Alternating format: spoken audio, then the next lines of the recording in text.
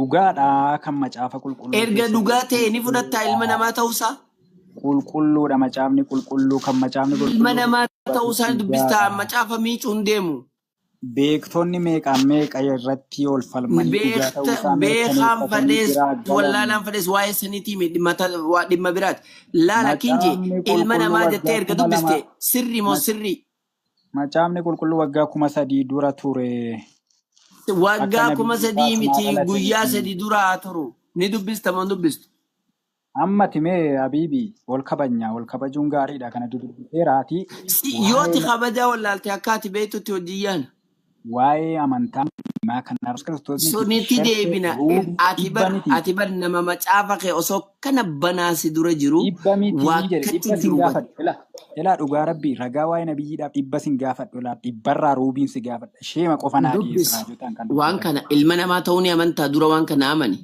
gaa baay'ee asomneerra mee waa'ee yoo dhugaa ni amanta moo namantu yoo dhugaan as keessa malee hin jiru yoo kana sa'aatii 24 baatee hayyee dhuguma keessa jiru kana dubbisi ilaa mee sarraa baay'ee asomneerra kuni guutummaa waaqummaa namummaa keessa hinjau mee bakka tamii guutummaa namummaa jaa mee asirratti guutummaa namummaa jaa mee Qolaasiyaas 2:9 baati Qolaasiyaas hin deemu kanumarraan jira siifaa'ifu wal duukaa dubbiseera si'a meeqa inni mannoo kan laale itti ibsadeetiin jira baatirii dubbiste inni ilma namaa isa ulfina qabeessa sanadha isa guutummaa kanaafuu ilma namaa ta'uu ni amantaa baga dubbiste inni isa guutummaa waaqummaa keessa jiru namummaa isaa ibsaa jira sitti isa kanaaf immoo ragaan jiraachuun macaafa qulqulluu naa baasi bakka eeshi kunoo maal jaa ati tuu dhugaa barbaadde hayyee kunoo maal jaa macaafa keetirraa kunoo maal jaa mee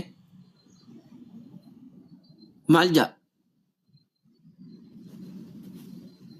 ol fuuteen dubbistu maayidhan ni dubbista moo dubbistu macaafa maqaa kee macaafa irratti katabuutti kaate aslaali maal jaa habiibii murtiitti maal jedhaa kun itti fufii dubbisi amma sherfee ruubinaan fiddu ordii tokko naan fiddu waa'ee nabiyyeef kadhu itti dubbista moo dubbistu habiibii murtii gooftaa keenya waaqayyoo abbaa bira kiristaana hunda irratti gooftummaan isaaf kennameeraaf mana caatii qofaaf kan ta'e yoo ta'e malee garuu ameen haleluuyaa macaafa keeti bakka mana caatiitti argamuu dandeessa gooftummaa macaafa keeti siin jedhe boo hunno habiibii macaafa wayne michicha kan akkana beeki gaa hunno seen namichi segalee namichi harree kasalaa oofu yaa bada ka macaafa fi sodaatu dhibba keessaa persentii 5 hin qabdu waa'ee nabiyyeef kan dubbatame raajiidhaan dursee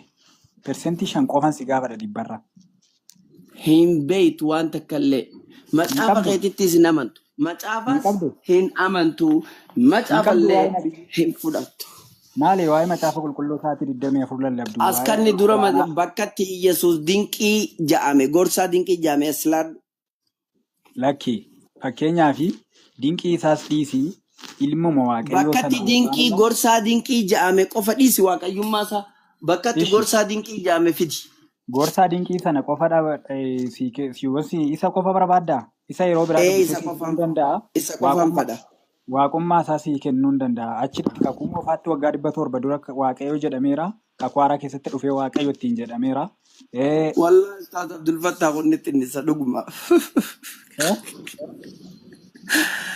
assalamu alaikum ustaaz Isaayyaas 53 irratti inni nuuf jedhee Waalaikum salaam wa rahmatullahi wa barakatuh. Ndaga kam እንዴት ናችሁ? ሰላም ናችሁ? ሰላም ነኝ አልহামዱሊላህ አላህ ይመስገን። እንዴት ናችሁ እናንተ? ወማን ቀበን ያለ በሬ ደጅራሜ እኮ ነው ገለተሳ ሰሞኑን ጠፋ አንተ አለው እኮ እዚህ ነው ያለሁት። ይሄንን ሰሞን እኮ በመንፈስ ተሞልቼ ማታ ብቻ ትመጣለህ። ያ ማታ ይሻላል። ኦኬ ችግር የለም። ጠዋት ለምን አትመጣም? ጠዋት የሆነ ነገር አለኝ ታውቃለህ፣ የሆነ ፕሮግራም ስላለኝ ጠዋት አይመችኝም። ኦኬ ከሲ ማሻአላህ ችግር የለም። ይሄ ይጠነሳል እሱ አሁን ማጠናስ ጀመረ። መጠነስ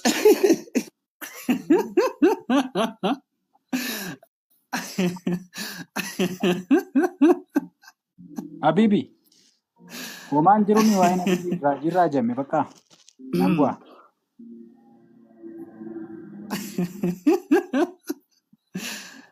Rakkoodha. Akka rakkootti. Akkam jirta beekaa nagaa keeti? Amaariffaa xiyyada jalaa fitte wallahi ammoo jazaan kee. Har'a bareeda jirtaa bare Amaariffaa horoo xumurtee yaade. Masha Allah. Kunoo namni sodaanne akkanatti oofaa bara Amaariffaa.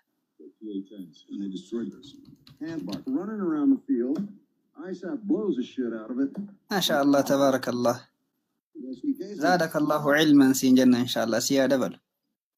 Amiin jazakallah khairan itti fufa. Beekaa maal jettee? Maaloo nama maaraatiin natti dhufa maal taatan ani isaanin gaafadhe Habibii faa kana. Maal gaafatte gaafiin kee maali? Ani waa'ee Yesuus Kiristoosiif ragaa akkuma caafa keessaa waggaa 700 dura waa'ee isaa kan dubbatamee jira malee akkasumatti waaqayyo jenna miti jedheen iddoo baay'ee ragaa fideetti dubbadhe.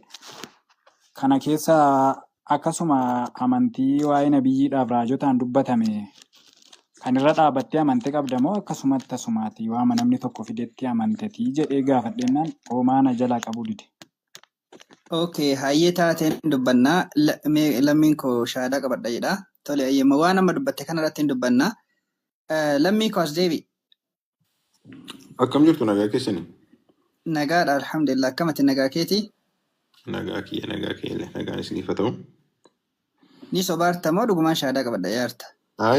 Dhugaa dubbachuu fi musliimaa fi musliimummaa kanaa fi ergamaa Muhammad dhugaa ta'uusaa yoo naa mirkaneessitan shaadaan qabachuun barbaada. Hayyee si mirkaneessina ammaaf suu ta'e dhimma eegaa qabadhu ishee. Hayyee maaliif firee hin haasofnu dubbannu? Ammatti carraan ka beekaati waan ta'eef. Hayyee tasgabbiidhaan nageeffadhu. Okay. Hayyee beekaa. Oyye. Isin Nabi Muhammadin alayhi salaatu wassalaam akkan man fudhatammoo timbiitiin kana dura asiin dura dubbatameefii jira jette. Masfartii atamma keetti kanaani Museen illee nabiyyiin ta'u. Museen akka dhufuuf timbiitiin Museedhaaf dubbatamee jira. Lakki Musee miti yaani fakkeenyaaf macaafaa Isaayyaas keessaan dubbisaafii ture. Isaayyaas keessaan. Gaaffiin si gaafadhinaa deebisi. Dura gaaffiin si gaafadhinaa deebisi. Museedhaaf timbiitiin dubbatamee jira. Museef inni kun tokko miti amma fakkeenyaaf Museen gaara Siinaatti ol ba'eeti kakuu sana fuudhe abboommata kurnan. Osoo ilaalaale yookiin lakka osoo Museen hin dhufin dura Museen hin dhufa jedhee nabiyyiin akkanaan dhufa jedhee Museef barraa'ee jira. Maaltu amanee Museetti nuuni namanne Museen ikkoo saba tokko ture saba Yihuudaa. Kanaafuu Yesuus Kiristoos isin yoo Museetti namanne taate raajii Museetti yoo namanne taate anatti namannee jedhee ati Yesuus itti amanteen jirtu jechuudha. Ammallee waan Museen dubbatetti waan raajonni asiin dura dubbatetti yoo isin hin amanne taate anatti isin amannee jedheera Yesuus Kiristoos. Ati Yesuus itti amanteen jirtu jechuudha. Lakkiin osoo Yesuus itti iyyuu amaniin akka nama amaneetti dubbatta. Tokko. Lammaffaa irratti immoo Yesuus Kiristoos wantummaan inni dhufeefu tasgabbaa'e. Yesuus Kiristoos wantummaan inni dhufeefu wantoota raajonni asiin dura darban san raawwachuudhaaf dhufe malee wantoota raajonni asiin dura dalagaa turan isa san raawwachuudhaaf dhufe malee waan biraatiif hin dhufne. Lama. Sadaffaa irratti immoo masfartii atamma keetti kanaan Abrahaam nabiyyiin ta'u. Museen nabiyyiin ta'u. Nuh nabiyyiin ta'u. Osoo Yesuus Kiristoos gara biyya lafaan dhufne ta'ee hin fudhannu nuti amantiisan. Osoo Yesuus gara biyya lafaan dhufne ta'e tasan fudhannu. Kanaafuu ati osoo sila Yesuus Kiristoos osoo hin dhufne taate Musee hin fudhattu taanaan ati amantiin kan keetu sirriidhaayyuu miti yoo osoo fakkeenyaaf osoo raajiin Musee si dhufee ati raajii Musee hin fudhattu taate ati amantiin qabduu jechuun maaliif Waaqayyo Musee ergee jiraami. Amantii Musee erga Yesuus dhufe tu Yesuus irra dhaabbannee fudhanne malee. Ilaalaal warri yeroo sanii na dhageeffadhu warri yeroo san namni biroo maal hin banatina warri yeroo san jiru Museettiin amanuu taanaan Waaqayyottillee kafaranii jiran Museettillee kafaranii jiran tokko jedhiinaa qabadhu. Ati osoo yeroo san jiraatte warra kaafiraa keessaas tokko hardhallee kunoo kafartee jirta kaafira keessaa isa tokko. Ati osoo durillee jiraatte ima kaafira jechuu akka yaada kan keeti kanatti. Sadaffaa afuraffaa irratti immoo yaaduma tamma keette kanaan Nabi Muhammadiif alayhi salaatu wassalaam dubbatamee ka jette kanaan masfartii kanaaniyyuu Nabi Muhammad alayhi salaatu wassalaam nabiyyiin ta'a. Maaliif dubbatamee fi jira waan ta'eef. Rabbiin Qur'aana keessatti suuraa boqonnaa 7 ayata 157 irratti Qur'aana suma dhiyoo dhufe immoo asiin dura Tawraatii fi Injiil keessatti nabiyyiin hin barreessinee fi hin dubbisne akka dhufu dubbatamee jira. Isa dubbatamee ture san ka isa arganii jedha. Mee Injiilis Tawraatis nan baafadha bakka ati maaliif akka dubartii wacca nama jala? Osoo namni haasa'u. Sobadhaayuun dubbiin keessan kun wanta gaafadhu wajjin waliin fakkaata. Annista wallaahi. Maakii qabadhu khalaas. Afuuf taslimaa. Gaafii gaafatteemi erga gaafii gaafattee kaateen booda haga namni xumuru eeg akka dubartii nama jala wajjin. Amma sa'aatii kana dubartiin nama jala wajjoo dhiistee jirti. Namicho ani sinarraa akka keetti sinarraa. Jala naasa'iin yeroo keessattuu yeroo waa'ee Nabi Muhammad alayhi salaatu wassalaam haasa'u na jala hin dubbatin.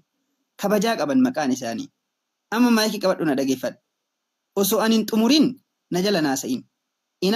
Na jala haasofta taanaan gadi buutee jala teettee dhageeffadhu. Tolee. Nabi Muhammadiif alayhi salaatu wassalaam tinbiitiin dubbatamee jira. Dubbatamee jira. Suuraa boqonnaa 7:157 irratti Rabbiin Qur'aana keessatti nuuf himee Nabi Muhammadiin alayhi salaatu wassalaam isa Tawraatii fi Injiil keessatti barreeffamee isa argan. Isa barreessuu fi dubbisuu hin dandeenye akka dhufu ka toltutti isaan ajaju ka hamtuu irraa isaan dhoorku. Ka waan gaggaarii halaala isaanii taasisu ka waan fofokkataa haraama isaan irratti taasisu ka isattis amanan ifa isa wajjin bu'ettis ka amanan jedhee Rabbiin guutuu isaa san keessatti dubbate. Tole hayyee ammas Yesuus Kiristoos illee akka inni dubbate dhufiinsa Nabi Muhammad alayhi salaatu wassalaam akka inni dubbate suuraa boqonnaa 61 ayata 6 irratti Nabiyyi ergamaa maqaan isaa Ahmad jedhamuun isin gammachiisuuf gara keessan dhufee jedheen ummata Israa'eliitiin. Yeroo inni Yesuus Kiristoos alayhi salaam nabiyyi yookiin ergamaa maqaan isaa Ahmad ta'een isin gammachiisuuf gara keessan dhufee jedheeniin ummata saniin jechuudha. Kanaafuyyuu gammachiisee jira jechuudha. Akka eenyu dhufu akka Nabi Muhammad dhufu alayhi salaatu wassalaam. Hayyee ammas ka sadaffaadhaa immoo ka itti aanu macaafni amma isin harkaa qabdan kuni ka barrazameedha. Rabbiin Qur'aana keessatti nutti himee jira. Isuma barrazame kana keessatti waa'een Nabi Muhammad alayhi salaatu wassalaam keessatti hafeeraa ka jedhuudhaaf eeyyan wantoonni muraasni keessatti hafee jira. Kama amma barrazamee akka barbaadan godhanii ka barbaadan itti makanii ka barbaadan keessaa baasan kana keessattis ima hafeera. Mee muraasa isaa haa ilaallu. Isaayyaas boqonnaa 29 lakkoofsa 12 irratti isa barreessuu fi dubbisuu hin dandeenye sanii dubbis jettanii yoo itti kanitan an dubbisuu hin beeku jedhaa jedha. Gaafa Gabri'eel yookiin Jibriil alayhi salaam gaara Hiraa achitti itti dhaquu dubbis jedheeniin dubbis jennaan maa ana biqaari ani dubbisuu hin beeku jedheeniin ammallee dubbis jedheeniin ani dubbisuu hin beeku dubbis jedheen ani dubbisuu hin beeku iqra bismi rabbika alladhii khalaq maqaa rabbii uumaa kan keetiitiin dubbis jedheen deebi'eetiin jechuudha. Isa ilma namaa kana uume. Kanaafuyyuu tinbiitiin kun eenyurra raawwatame? Nabi Muhammad irra raawwatame alayhi salaatu wassalaam qaama biraa tokko irratti hin raawwatamne. Qaama biraa tokko irratti hin raawwatamne.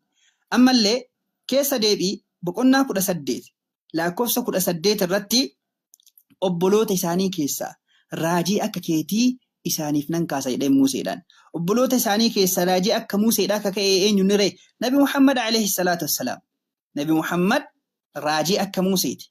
Raajii guddaadha. Musee sirriitti kennamee jira. Nabi Muhammad illee alayhi salaatu wassalaam sirriitti kenna. Museen haadhaaf abbaa qaba. Nabi Muhammad illee alayhi salaatu wassalaam karaa haadhaaf abbaatiin dhalatan. Garuu Yesuus Kiristoos hoo dubartii qofarraa dhalate. Haadhaaf abbaan walitti dabalamanii osoo hin taane dubartii qofarraa Rabbii isaa argamsiise. Kanaafuu raajii akka Musee ta'uu hin danda'u jechuudha. Ammas Yesuus Kiristoos wantoota asiin dura darbe isa san mirkaneessuuf seerota asiin duraa san hujii irra oolchuuf abboomota san hujii irra oolchuuf dhufe malee isa san dhugoomsuudhaaf dhufe malee seerri haarawni biraa itti hin kennamne. Garuu Nabi Muhammadiin hoo alayhi salaam seera haarawatu itti kenname. Seerri haarawni itti kenname. Kanaafuu Nabi Muhammadiif alayhi salaatu wassalaam macaafa keessatti dubbatamee jira. San qofaallee miti. Yesuus illee kakuu moofaa keessatti kakuu haarawa keessatti kun kakuu moofaa keessatti kakuu haarawa keessatti Yesuus Kiristoos illee dubbatee jira. Waa'ee Nabi Muhammad alayhi salaatu wassalaam. Maal jedhe wangeela Maatiyos boqonnaa 23 lakkoofsa 39 irratti maal jedhee dubbatee ilaa manni keessan onee hin hafa. Maqaa Waaqayyootiin kan dhufu sun galateeffamaadha hamma jettaniitti ana hin argattan jedhe. Maqaa Nabi Muhammad alayhi salaatu wassalaam Muhammad jechuun galateeffamaa jechuudha. Muhammad alayhi salaatu wassalaam galateeffamaa jechuu erga ta'e Yesuus Kiristoos maqaa Waaqayyootiin kan dhufu sun galateeffamaadha hamma jettaniitti ana hin argattanii jedhee dubbatee jira. Kanaafuyyuu yoo Nabi Muhammadiin alayhi salaatu wassalaam itti hin amanne taate yoo maqaa Waaqayyootiin kan dhufu sun galateeffamaadha hin jedhin taate Yesuus Kiristoosiin hin argattan taanaan Yesuus Kiristoos keessanii miti jechuu kenna muslima inni keessanii miti ennaan ta'e dallam የኛ ነው አልহামዱሊላህ እሱ ሙስሊም ነው የኛ ወንድማችን ነው ሙስሊም ነው እሱ ሀዬ አማስ ነቢ ሙሐመድ አለይሂ ሰላቱ ወሰላም መቃ Waaqayyootiin dhufe maqaa rabbii tokkocha isa uumaan qabateetiin dhufe malee tokkuma naan kennine isin yoo fayyoo na jalan dubbatini yeroo awwaa'ee Nabi Muhammad alayhi salaatu ragaa waliin an dubbadhu na jalan dubbatin siin jedhee jira gaafii gaafattee haga an xumuruu na jalan dubbatin fudhatuuf dhiisuun mirga keeti. Maatiyos boqonnaa 23 lakkoofsa 39 irratti maqaa Waaqayyootiin kan dhufu sun galateeffamaadha gaafa jedhu Nabi Muhammad alayhi salaatu wassalaam maqaa Waaqayyootiin dhufe. Macaafa qulqulluurraan dubbatin fudhatuuf dhiisuun mirga keeti ragaa na gaafatti sii kennaa jira na jalan dubbatin tolee.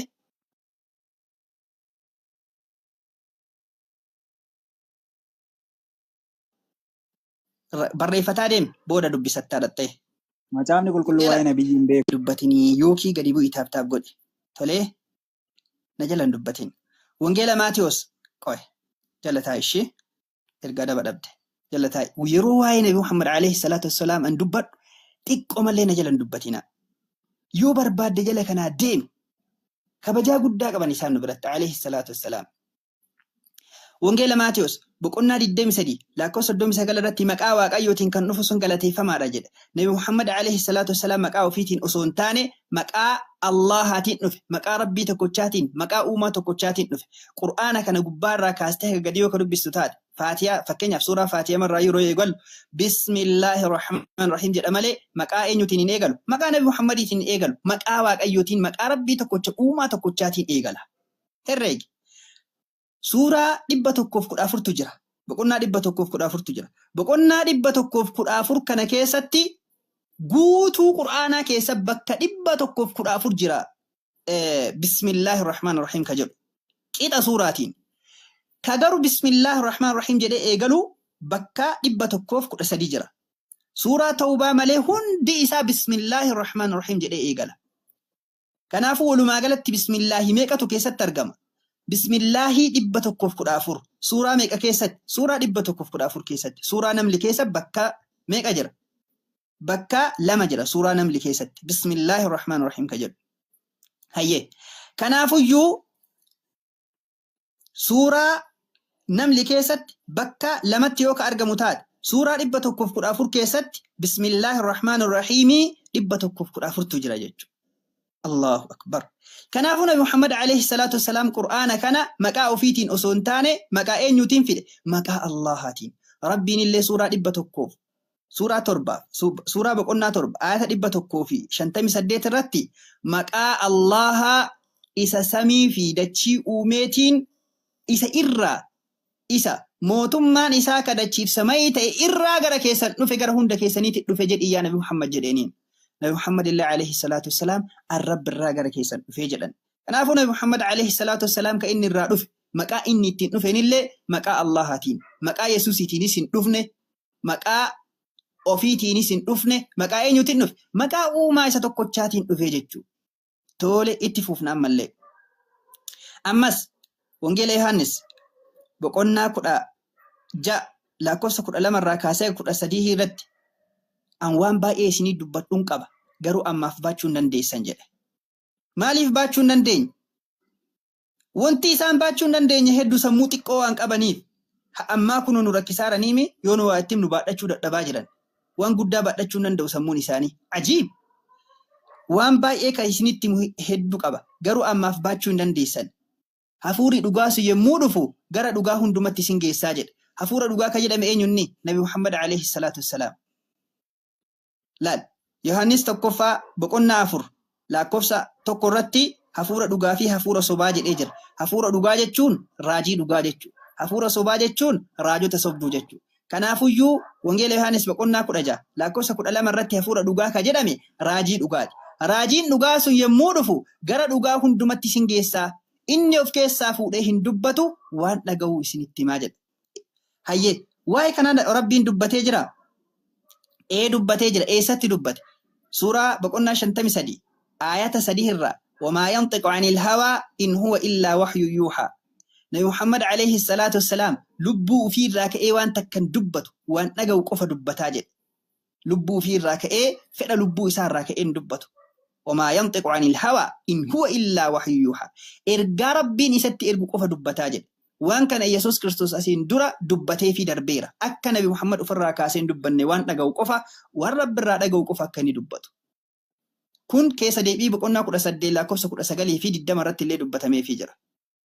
تولي هيه ورّي ددفا يلا بريفتشون ندن وربتشون ندتن من يصدّوها يجوا كريستيانوني هيه بودا بريفتني شك أساسا أولين هيه سورة نجم بقولنا شنتمي سدي آيات سديه الركاسة هجا آيات أفوري رتي ربي واي كنا دبت تولي هيه أنا فيس ألفين ناف كناجد إني إسن كيسة تراجد أما اللي إسن كيسة جراتاجد إن يسوع كريستوس عليه الصلاة والسلام نبي محمد نفكون إرجمان راجد نفكوني إسن كيسة تراجد ربي واي نبي محمد عليه الصلاة والسلام سورة حجرات كيسة تجافة نتمو إعلامو بيكاجد واعلموا بيكا إسن كيسة إرجما ربي تجران جد وفيكم رسول الله إسن كيسة إرجما الله تجرجد إيه نبي محمد عليه الصلاة والسلام نكيسة جر برنون نساء حديث نساء جالل نساء وانت وندي نساء نكيسة جر الله أكبر ملالا نكيسة جر واعلموا أن فيكم رسول الله إرجع نبي محمد عليه الصلاة والسلام نكيسة جر دبين إنيو دبين يسوع كريستوس دبتسون نبي محمد إن الرتيرها وتمجد دبين يسوع كريستوس عليه الصلاة والسلام إني إسن كيسة جراتي جرسون نكيسة جركون نبي محمد عليه الصلاة والسلام أما اللي نكيسة جر جلال نساء برنون نساء حديث نساء وانت هندي نساء وروني علماء تامال دالن علمي كان دالن نبي محمد عليه الصلاة والسلام بيكم سكن دالن قبين وين نالشسن نبيون نقافة برتوت إساني برسيسن علماء تقافة برسيسن قبين نالشسن مال لالشسن بيكم سدالشسن كناف أصوت هد واي نبي محمد عليه الصلاة والسلام دبّدي سنفتو هندن ديني هد دوتو مجافة كيسا جرا قروا أما فسرت يا قباب سو هيه لا هيه لمي يو لقانجر لقيسي بريفتي لك إن بريفني يا مالفني بريفني Gaafiin koo kanan ture kaa. Ayyee. Gaafiin kee maali? Gaafiin koo Nabii Muhammadii akka musliimaattiin hordofamaa.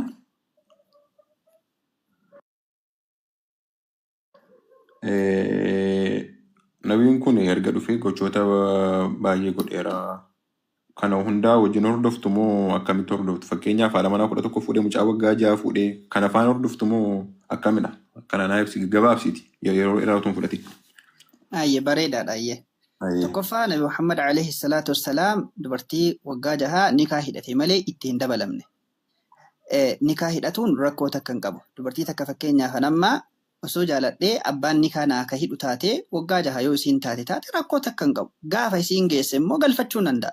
Nabi Muhammad alayhi salaatu wassalaam gaafa isiin geette Abubakar ufii isaatii qabatee fideefiif abbaan Aishaadhaa jechuudha. Gaafa isiin geesse. Haga geessu garuu hoo abbaa ofii bira teessee jechuudha. Haga geettutti. waggaa jahatti itti dabalame ka jedhu bakka takka hin jiru yoo jiraate immoo ragaanaa fiddaa jechuudha. Tokko isa san.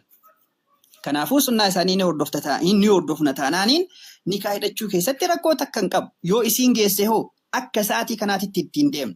Haga isiin geessu ni eegna. Yoo isiin geesse garuu ni galfanna. Abbaan sun qabee fideefiif. Eenyu abbaan Aayishaadha Abubakar. Kanaafuu qabee fideeraafiif. Akkan. Itti aansuudhaan gaafii lammaffaa asumatti gaafii lama gaafattaan ta'eef. Isin dubartoota 9 fuudhuu dandeessanii ka jetteef Rabbiin suuraa Ahzaab irratti Nabi Muhammadiif kaasii ka kophaa akka godhe dubbata. Nuuf immoo suuraa boqonnaa 4 irratti 4 ol akka fuudhuu hin dandeenye 4 qofa akka fuunu Rabbiin Quraana keessatti nuuf himee jira. Sun kan nabiyyi qofaaf kennameedha. Nabiyyoonni asiin dura hedduu fuudhaniiran. Fakkeenyaaf Solomoon macaafa keessatti yoo dubbistee jiraatte dubartii 700 fuudhee sajjaattota 300 qaba. Walikkuma qaba. Abrahaam 3 qaba. Ka 6 qabu jira, ka 7 qabu jira. Isaayyaas boqonnaa 4 lakkoofsa 1 irratti yeroon itti 7 fuudhaniin jira. Yeroon sun yeroo Waaqayyo waan gaarii biqilchuudha jedhee dubbata. Laal. Ammas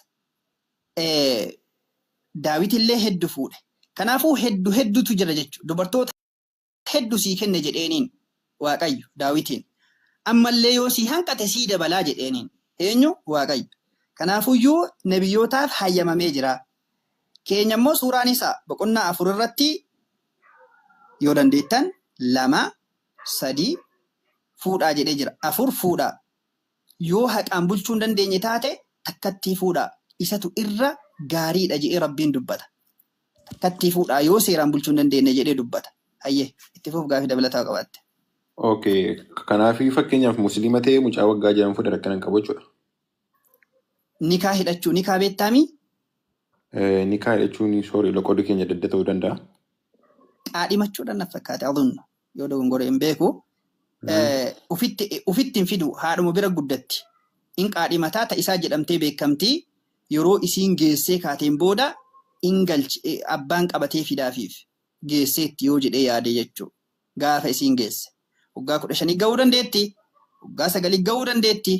Haguma isii itti geettetti. Akkaataa biyya saniitiin ilaallamee fakkeenyaaf amma biyya keenyatti namoonni biyya keenyaa dafteen guddattu ijoolleen dubartoota biyya keenyaa. Dandeetti gahuu dandeetti. Biyya ho'aa yoo ta'e daftee guddatti. Biyya ho'aa yoo ta'e immoo dafteen guddattu suuta guddatti sa'aatima isiin itti geettetti qabatee fidaafi jechuudha. Samaaniyaa jedhanii? Ayyee. Okay. Kanaaf yoo musliima ta'anii yoo kaadhimata rakkina hin qabu jechuudha. Rakkoo takka hin qabu. Itti dabalamutu hin taane malee isii xiqqoodha. Okay. Garuu I think akka hadiisa keessa jirutti Aishaan gaafa dubbatte yeroo waggaa 6 turedha kan Rasuul Muhammad na fuudheetti natti fakkaata. Yoo dogoggoruu baadhe. Walitti dabalaman osoo hin taane ni kaadha. Samaaniyaa kan jedhan sani. Okay. Malee na fuudhee jechuun ishee heerume jechuun kun meerii ta'e jechuun ishee akka jechuudha. Nikaa jechuu nikaa. Okay. Waggaa meeqa malee itti dabalame jechuudha miti. Waggaa jaatti waggaa kan isaa walitti dabalaman waggaa 9tti abbaan fideefiif. Okay. Waggaa 9 kaaseedha jechuudha kan inni wajjin jiraachuutti. Kanaafuu according to Islam akka Islaamaatti waggaa 9tti yoon fuudhee wajjin jiraadhe rakkoon qabu jechuudha. Yoo isiin geettee jiraatte rakkoon qabu yoo isiin hin geenne taate hin ta'u. Akkamitti waggaa 9tti geessire waggaa 9 jechuun kan mucaa xiqqoodha. Amma nutuun dhufee mucaa kee waggaa 9tti naa kenne dheessee si gaafadhe ammatti machi hin laattu. Yoo isiin geesse hin jiraanne maaliif sii kenna re'an? Akkamitti geessi waggaa 9? Akkaataa guddina isiitiin sii kenna malee ani raasaa duwwaa ka'eetii miti. Mariyaam waggaa 12tti hin deenne Waaqayyoon. Akkamitti waggaa 9tti gahuu dandeessire? Mariyaam waggaa 12tti hin deenne? Seeraan dubbifne? Yaa Mariyaam waggaa 12tti yoo deemte isheen amma Yesuus hin deessutti virjinii turteedha miti. Xiqqootu iyyuu daa'imoo mee fakkeenyaaf qaama saalaatti irra nama miidhamoo daa'ima guddaa san karaa qaama saalaatiin baasutu irra dubartii miidha. Jechuun innis Yesuus Kiristoos irraa Hoolii Ispiriitii sababa ta'eefi. Kamtuu da'umsatu irra dubartii miidhamoo qaama saalaatti irra dubartii miidha. Kana macaafis Quraanis waan adda baasee kan hin qabu. Kanaafuu kan irraa taasisuu dandeenya. Maal taate ante? Sammuun kan kee akkanatti siif hin dalagu kamtuu irra akka nama miidhu. Kamtu akka nama miidhu mucaa waggaa 9tti buudha kanaan akka yaadutti kan nama miidhu. Lakka abbo da'umsa. Da'umsi dubartii gurguddoo iyyuu miidha. Maal taate? Wanti akka dhiiga dubartii da'umsaa irraa haga guyyaa 40 dhiigu jira yoo deesse jechuudha. Ta guyyaa 30 dhiigu jira. Ta guyyaa 10 dhiigu jira. Alright. Haa ta'u kun. Dhiigni da'umsaa guddaa ta'uurraa jechuudha. Alright. Dhiira nama miidhu da'umsa. Okay. Haa ta'u kanatti haa ta'u akkuma jette kanaafiyyuu erga Rasuula Muhammadii erga hordoftu ta'e maaliifi isinis mucaa waggaa 9 fuunaree erga daandii isaa hordoftu erga geessi taanaan sitti mee bar yoo geesse rakkoon qabu siin jedhee jira. Yoo hin geenne taate immoo osoo isiin hin ga'in osoo isiin xurii ji'aa hin argine wanti ati itti dabalamtuuf hin jiru. Waggaa 9 namni kamiyyuu xurii ji'aan argu kana naa amani. An argeera jette Aayishaan argeera jette ragaa sii kennu. Saayinsiin akka hedduus hin jiru. Ragaa sii kennu. Saayinsiin akka hin jiru ka. Jechuun Aayishaan an argeeraa jette. Waan jedhamu waan takka jedhamu jiru. Taamirii meeqaan. Geessee jirti. Imra'aa jedhamti dubartiin takka yoo geesse an imra'a jettee jirti. Dubartiin takka gaafa geessee jettee akka Arabaatitti biyyi Arabaa hedduu oo'a. Akkuma san yeroon sunii fi yeroon ammaan tanaallee garagara. Yeroo sanitti dubartoonni waggaa 9tti hattan osoo Nabi Muhammad alayhi salaatu wassalaam hin fuudhin dura namni itti ergataa ture. Abubakar garuu hin dide. Didee Nabi Muhammad qofaaf kenne alayhi salaatu wassalaam. Nama hedduutu dursa dhaqee gaafate osoo Nabi Muhammad hin dhaqin dura. Garuu immoo hin dide Abubakar kennuu dide. Nabi Muhammad waan jaalatuuf alayhi salaatu wassalaam Nabi Muhammadiif ni kennee jiru.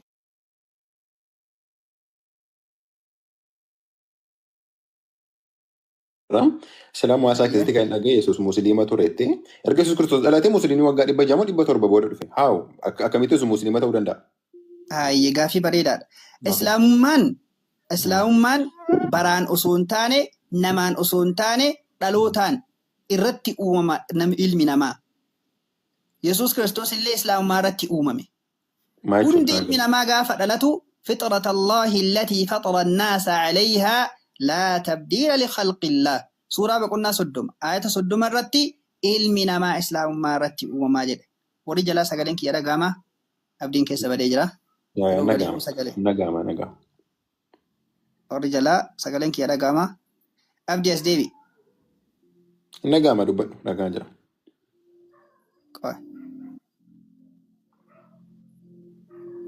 هايه إن نجاما جدارن أوكي هايه سورة بقولنا سورة روم بقولنا صدم آية صدم الرتي علمنا ما قاف دلتو إسلام ما رتي دلت إرجع ربي عليه الصلاة والسلام مال جراني كل مولود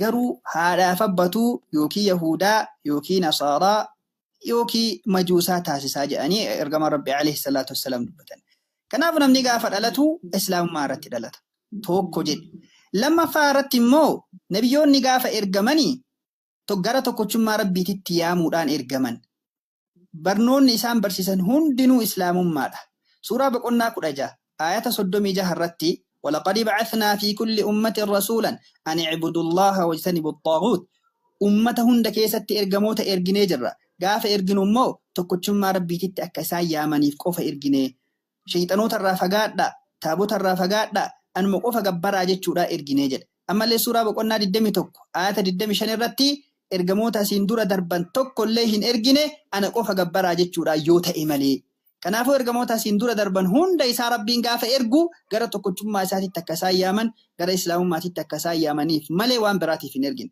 إسلام جتشون هو استسلام لله بالتوحيد والانقياد له بالطاعة ربي توكو تشاف مسكمودا أسو إساتي واهن دبل osoo isarratti waa hin qindeessine isaa qofa gabbarutu isaaf tole jechutu isaaf bitamutu fedha isaatiif bitamutu islaama jedhama.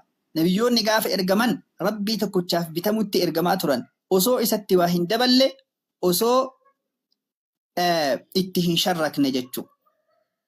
Hiikaan tokkum kun Arabiffa kun Oromif. Hayyee amma suuraa boqonnaa 42 ayata 13 irratti nabiyyoota gurguddaa shallaaka'ee karaa haarawa siifin goonee jedheen Nabi Muhammadin alayhi salaatu wassalaam karaa Nuuhiif dhaamne sii dhaamne jedheen islaamummaan kun haarawaa mitii jedheeniin karaa Nuuhiif dhaamne karaa Abrahaamiif dhaamne karaa Muuseef dhaamne karaa Ciisaadhaaf yookiin Yesuus Kiristoosiidhaaf dhaamne siif dhaamne karaa Abrahaamiif Muuseef Ciisaaf Nuuhiif dhaamne san sii dhaamne malee karaa haarawa siif hin dhaamne. diin kana qabadhaa jechuu amantii kana qabadhaa jechuu karaa kana irratti jabaadhaa jechuu karaa haarawaa miti karama warra asiin duraa dhaamne sii dhaamne jedheen rabbiin nabi Muhammadin alayhi salaatu wassalaam. Amma suuraa boqonnaa 2 ayata 132 irratti gaafa dhattee ka dubbistu taate Abrahaam ilmaan isaatiin maal jedheen? Rabbiin amantii isinii filee jira. Amantii rabbiin isinii filee kana dhiiftanii amantii biraa hin qabatinaa jedheen. Yaaqoob illee ilmaan isaatii kanuma dhaame. Abrahaam illee ilmaan isaatii kanuma dhaame. Suuraa boqonnaa 3 ayata 67 irratti illee rabbiin Abrahaam mushrika illee hin turre, kiristaana illee hin turre, muslima qajeelaa ture jedhee rabbiin nu dubbataa jechuudha. Hayyee suuraa boqonnaa 2 irratti. Suuraa boqonnaa 3 irrattis. Amma nami quraanaan alamu islaama ta'uu danda'a nami? Rabbiin suuraa boqonnaa 22 ayata 78 irratti maal jedha? Gaafii amma gaafatte kanaaf deebii isaa. Qur'aana kanaan durattis muslimoota jedhee isin yaamee jedhe warra rabbii tokkocha gabbaru kanaan. Warra isatti waa hin qindeessin, warra karaa nabiyyootaa deemu kanaan, warra karaa Abrahaam irra deemuun. Qur'aana kanaan durattis muslimoota jedhee isin yaame, Qur'aana kana keessattis muslimoota jedhee isin yaamee jedha. Osoo Qur'aanni kun hin buune durallee warri karaa rabbiitti nama yaaman, warri karaa rabbii tokkochaa qabatan kan akka Abrahaam fa'a, warroonni karaa Abrahaam hordofanis hundi isaaniitiyyuu muslima jedhaman. Okay. Kanaafuu quraanaan ala nami musliman jedhama jechuudha. Jechuudha islaaman ta'a jechuudha quraan ala. Okay. Rakkoon qabu jechuudha maatiriin godhu jechuudha quraanni nama kamiifiyyuu nami kamuu maqaa musliima jedhama jechuudha. Nami inni namanis inni amanuu baatus quraan ala. Akkasii miti. No, akka ati itti fudhatte si ibsaa qoy. Qur'aana kanaan duratti rabbiin nabiyyoota ergee jira. Kan akka Abrahaam, kan akka Musee, warroonni karaa san hordofan muslima jedhaman. Amma sa'aa kanatti Qur'aanatu bu'e waan ta'eef sa'aatii kanatti Qur'aana jala hin deemtu taanaaniin muslima hin jedhamtu. Maaliif? Qur'aanni kun ergaa xumuraati. Inumaayyuu kitaabota asiin duraa irratti illee tiksaadha. Akkuma san Nabi Muhammad illee alayhi salaatu wassalaam khaatamun nabiyyiin, nabiyyii xumuraati. Ergaa golobaati ka rabbiin ergaa golobaa irratti taasisa. Qur'aanni kun ergaa qajeelfama ilma namaa hundaaf ergameedha. وما أرسلناك إلا رحمة للعالمين جدينين الدنيا هنداف رحمة تاسبنيس إرجني ما لوان براتيف سين إرجني لين سورة بقولنا ددمي توكات دبة توكفتور براتي أما سورة بقولنا ددمي سديت الرتيس أكسم جدينين الدنيا قوتوف رحمة تاسبنيس إرجني إلما ما شوف السيرجني لين أما سورة سبع إرتيلة آيات ددمي سديت السورة سبع آيات ددمي سديت الرتي الدنيا هندا إلما ما شوف السيرجني جدينين كناف ربي إلما نما شوفها في سيرك أما القرآن كان سورة بقولنا ددميشن آية تقرأتي تبارك الذي نزل الفرقان على عبده ليكون للعالمين نذيرا للعالمين جد الدنيا قوتو الأفجد قرآن كان ربين الدنيا قوتو بوسيوان تيف الدنيا قوتو اتنبلوك قبل اتنبلتو تانانين ومن أعرض عن ذكري نمني قرآن كان الرقرقلي إن له معيشة ضنكا الدنيا كان إرت اللي جرين يبقوكي سجراته ونحشره يوم القيامة أعمى قياك يا مامو جامعة سفني سكاف ناجد كان أفو قرآن كان هنبلتو تانان آخرت ورهون قان الراتات سورة بقولنا سريعات سديت مشان الرتي ومن يبتغي غير الإسلام دينا فلن يقبل منه وهو في الآخرة من الخاسرين إسلام ما كان ألت نمني من تبرو بربادي الراهين كيبلمو آخرت ورهون قان الرايجل أما قافيكو كيسا باتي جرتنا تفكاتا أنا موائي waa'ee quraanaan alatti musliimummaadha kan hin dubbachaa jiru. Kanaaf warri quraanaan illee si xumure ragaa waliin si dubbadhe. Yaa naa galee amma kanaafiyyuu quraanatti yoo amanuu baatteyyuu musliimadha jechuudhaati. Maaliif akkatti dubbachaa jirtu maaliif utuu quraanni dhufiniyyuu musliima turanii jette. So quraannitti yoo amanuu baatteyyuu namni kan musliimadha jechuudha. Asiin duratti quraana kanaan duratti warri rabbii tokkocha gabbaran warri nabiyyoota san hordofaa turan muslima jedhaman. Fakkeenyaaf barattoonni Yesuus Kiristoos illee muslima jedhaman.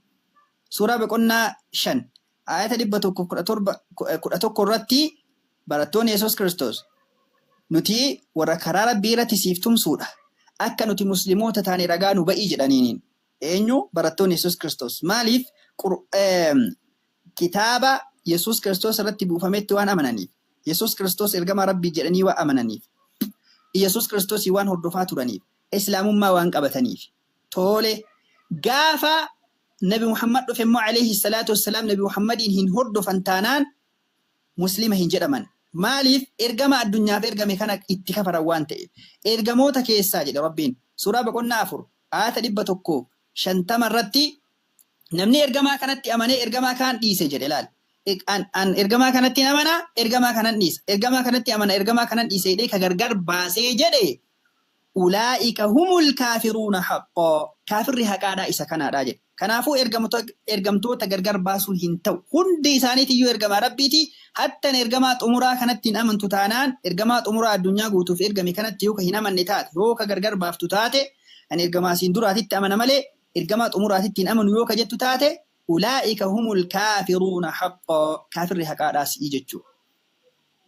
Okay, maal isa yoo Allaatti hin amantan ta'e nama lolaa yookiin ajjeesaan jedha Quraan waan akkasii jedha? Hin jedhu. Yoo Allahatti hin amanne taate ajjeesaan jedhu. Lolaa yookiin ajjeesaan jedhu? Nama yoo Allahatti hin amanne ajjeesaa ka jedhu hin jiru. Suuraa 929 irratti fi suuraa 489 irratti mee naa dubbisi wanta inni jedhu. Mee dubbisi mee as baaseeti. Okay.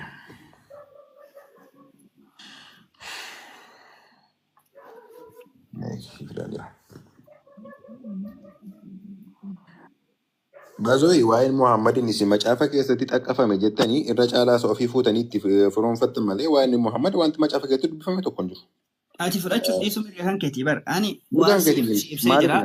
Maaliif naan jedha? Maaliif jechuun gaariidha? Maaliif naan jedha? Maaliif yoo jettee Yesuus Kiristoos akka inni dhufee karaa Maariyaam dhalatu akka inni nama Maariyaam durbarraa akka inni dhalatu milikkita hunda isaatiin dubbatameera amma kakuu moofaa keessatti. Garuu ofii keessanii fuutanii Muhammaditti firoonfattan malee macaafa qulqulluu keessatti nothing bro. Homaa wanti xaqqafame tokko hin jiru. Dhaggeeffadhu isin dubbisaa waa'ee samma. Dubbis rakkoon qabu. Okay. Qo'achiin sii galagasha. Hojiin dubbisna. Na guddisi. Ayya. Na guddisi.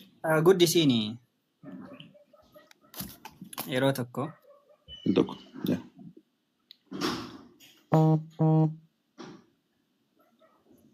Yeroo kan modereetera qabu. Eenyu bira jira guddisaa? Mul'achu? Yoo. Ayya dubbisi.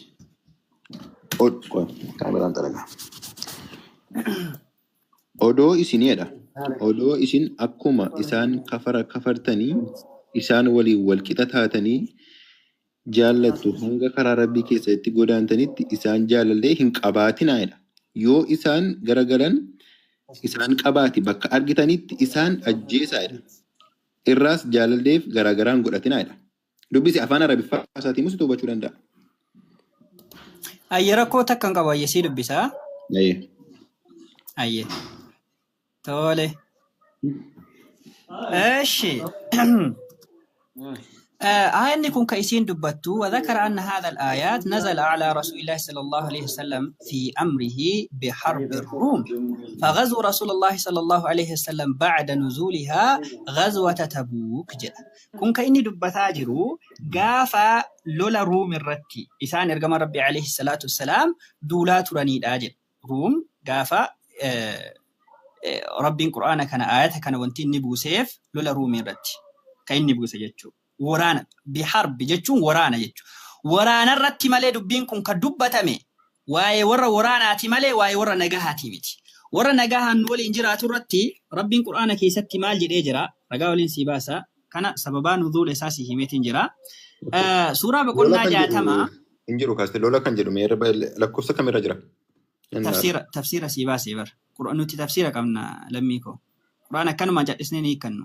jechuun lakkoofsa isaa wajjin naa himinan ilaalaa jedhanii. Yaa tafsiira الطبري ابن جرير الطبري لا بنادوتي تفسيره شو لكوسا تفسير القرآن تفسير ما بنادوتي تفسيره شو سوري نانجل ما شو إيكا قرآن اوكي أشوف كم براجرا كنا مالي يا تفسير جرا نوتي عدنا كنا بدو بسنه هنيك نوبر تفسير كم نانتي مالتد اوكي في أمر بحرب الروم واير لولا رومي إرتي آنكم كبوئي واير لولا رومي إرتي gaafa ingiliffasaatiin dubbiftu immoo disbeliever warra ta'an warra hin amanin kommentaatarii jettanii amantanii miiseen kommentaatarii jechuudha. Yaa gaafa ingiliffasaatiin dubbiftu immoo disbeliever warra ta'anii warra hin amanin jedha. No. Jaalalleen godhatina. Sababa ayatichi bu'eef si himaaraan. Sababa screenshot godhee si haa fidu yoo barbaaddeef. Okay. Ayyee. Si haa fidu? Ayyee. Ish akkanuma na eegi. Ayyee. Bilbila ittiin seeneeru screenshot hin godhu. Abdii yoo bira jiraatte. Rakkoon qabu bakka akkasumatti jechuun ani kan hin jedhee. Xabariidha. Siya baay'ee وذكر أن هذا الآيات سورة بقولنا سجل آياتها للدم سجل نزلت على رسول الله صلى الله عليه وسلم في أمره بحرب الروم فغزو رسول الله صلى الله عليه وسلم بعد نزولها غزوة تبوك فرصة ديتمي سجل إني ما دبسي فرصة ديتمي سجل الآيات يكون بوئك إمبودا gara tabuukiititti ka isaan ghazwaa godhan jechuudha. Kunooti hayyee.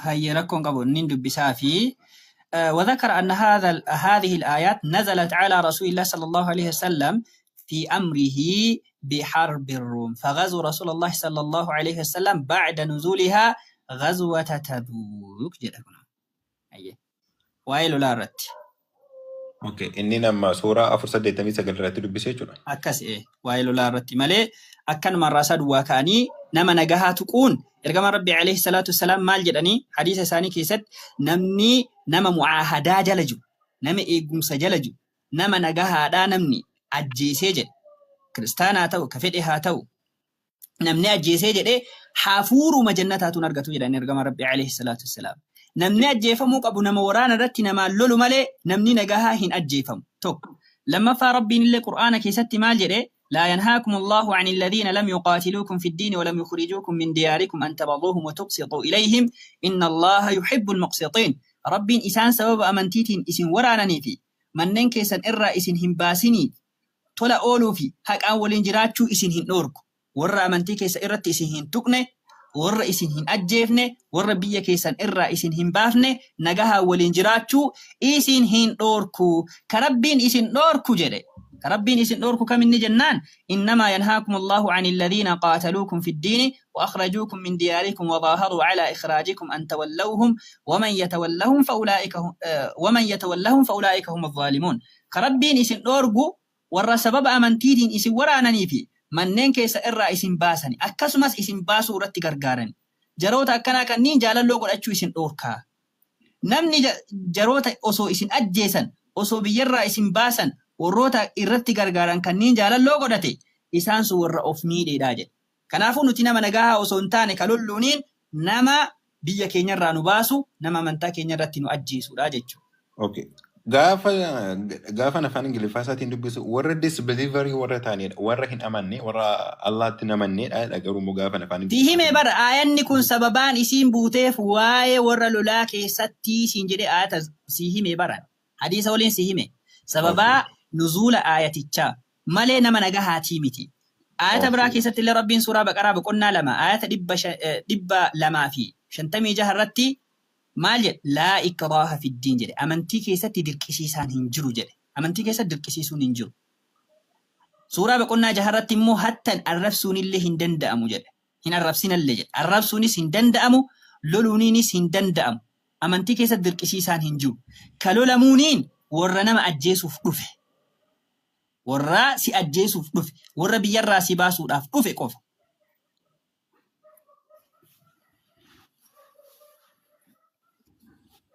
Akan gaafi dabalataa qabdaa? Hai asirratti okay matoo bakka ani ma bakka ni quraana bakka kanarratti warra kallola sababa jedhamu maal sababan jedhamuuf kan naan galle malee normal. Ayye gaafi biraa qabdaa? Gaafi biraa inni sila gaafadhe naan deebineem. Eshi ayye ani aga danda'u si deebisee jiraa fudhatuuf dhiisuun mirga keeti. Ani gaafi salphaa qabaa. Ani immoo gaafi salphaa gamii xiyoo'ii qabaa. Wanna Saamu'eel tokkoffaa boqonnaa 15 irratti daa'imman xixiqqoo harree ijoollee durbaa hunda isaanii lafaa xaragaa fixaa jedha. Mee yeroo tokko ibnu na baasime. Saamu'eel meeqa natti? Tokkoffaa boqonnaa 15 lakkoofsa 3. Saamu'eel.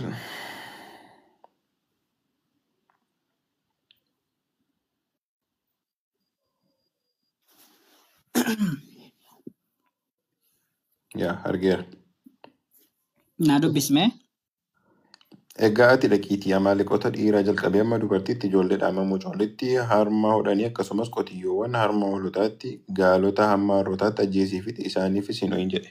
Yaa. Ayyee. Amma ati ajjeesteen fixxaaree? Yaa inni kun akkuma nuun amma haasofnee kaane dhagaa waa'ee malolaa irrattidha. Esh ayyee ka waa'ee lolaa hin taane ayyeesh naa deebisa ayyeesh kun ka lolaa irratti erga jettee rakkoon qaba ayyeesh. Keessa deebii boqonnaa 13 lakkoofsa 6 irraa ka lolaa kan taane jechuudha. Anaa baasi habiibi. Keessa deebii boqonnaa 13 lakkoofsa 6 irraa. Obboleessi kee, haadhoon kee, ilmi kee, intalli kee, haati manaa kee, jaalalleen kee yookiis firri kee, inni ati akka lubbuu keetti jaallattu koottuu dhaqnee waaqayyolii kan biraatiif hojjanna jedhee dhoksatti si wallaalchisee warra abboonni kee atis hin beeknetti si geesse waaqayyolii sabaa warra sitti dhi'oo naannoo kee yookiis daarii lafa gar tokkoo hamma gara kaanitti sitti fagoo jiraniif hojjanna yoo jedhe ati isaaf tole hin jedhin, hin dhageeffatiniif, garaan kee isaaf hin ho'in, isa hin mararsiifatin, hin dhoksinis, isa ajjeesuudhaaf ati duraan dursee harka walitti fudhadhuu jedha. Amma yoo haati tantee gara amantii biraatitti si yaamtee ati duraan dursee Eewra kana kee. Ante maal taate ajaja macaafaatii bara. No eewra abbaa. Yaa seera macaafaa kana irratti eenyudha kana kee dubbataa? Waaqayyo. Macaafni kan waaqayyooti miti? Yaa macaafni kan waaqayyoodha garuu maal quraanis kan waaqayyoo ta'utu jiru Muhammadis dubbataa eenyus keetti koo dubbatee jira. Mitire? Lakki quraana keessatti Nabi Muhammad alayhi salaatu wassalaam bakka takkatti hin dubbanne. Okay, waan tokko rabbi irraa hin dhageenye. Dhagaheetiin nutti hima malee inni Nabi Muhammad keessatti hin dubbatu. Hadiisa keessa Nabi Muhammad alayhi salaatu wassalaam keessatti dubbatu. Okay, hadiisatti dhibbaa naman tuhin? Amma mata duree nu jalaan jijjiirin gobazi. Okay, no. Sababa toopikii wal fakkaate. Caqasa kana hiiki kai. Lakkoofsa meeqa irraa jette dhageen dubbisa? Hayyee. Seera keessa deebii boqonnaa 13 lakkoofsa 6 haga 9.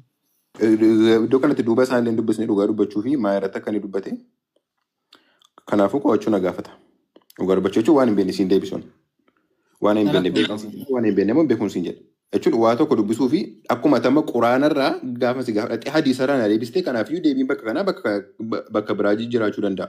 So kanaafiyyuu qo'adheen si deebisaa jechuudha. Waan hin beekne immoo beeka dhufumaa waan hin beekne fataffatu. Okay, rakkoon qaba ayyeesh. Yoomitti qo'attee naaf fiddaa? Gaafa barbaadde boris haa ta'u iftaan isitum gaafa barbaadde itti qoradheen siifda. Ishaayyee qoradhu naa fidish. Caqasaa duraa irratti wanna naan jettee turte waa'ee lolaa irratti naan jette. Lola keessatti ergama Rabbi alayhi salaatu wassalaam daa'imman hin ajjeesinaa, jaarsota hin ajjeesinaa, akkuma san warra namaan hin lolle hin ajjeesinaa jedhan alayhi salaatu wassalaam. Warra namaan hin lollellee hin ajjeesinaa, abbootii amantaallee hin ajjeesinaa, ka isin loltaniin warra isiniin loluuf isin dhufe qofaa jedhan gaafa sahaabota isaanii ergan. Kun immoo wanti inni jedhu lola keessatti eegaa ati dhaqiitii Amaaleqoota dhiiraa jalqabdee hamma dubartiin hin ajjeefamtu jedha ergamaan Rabbi alayhi salaatu wassalaam. Hamma dubartiitti, ijoolleedhaa hamma mucoolii harma hodhanitti, akkanumas qotiyyoowwanii hamma hoolotatti, gaalotaa hamma harrootatti ajjeesii fixii jedha. Hoolonni maal jennaan ajjeefaman, mucooliin harma hodhan xixiqqoon, daa'imman xixiqqoon maal balleessanii jennaaniin ajjeefaman.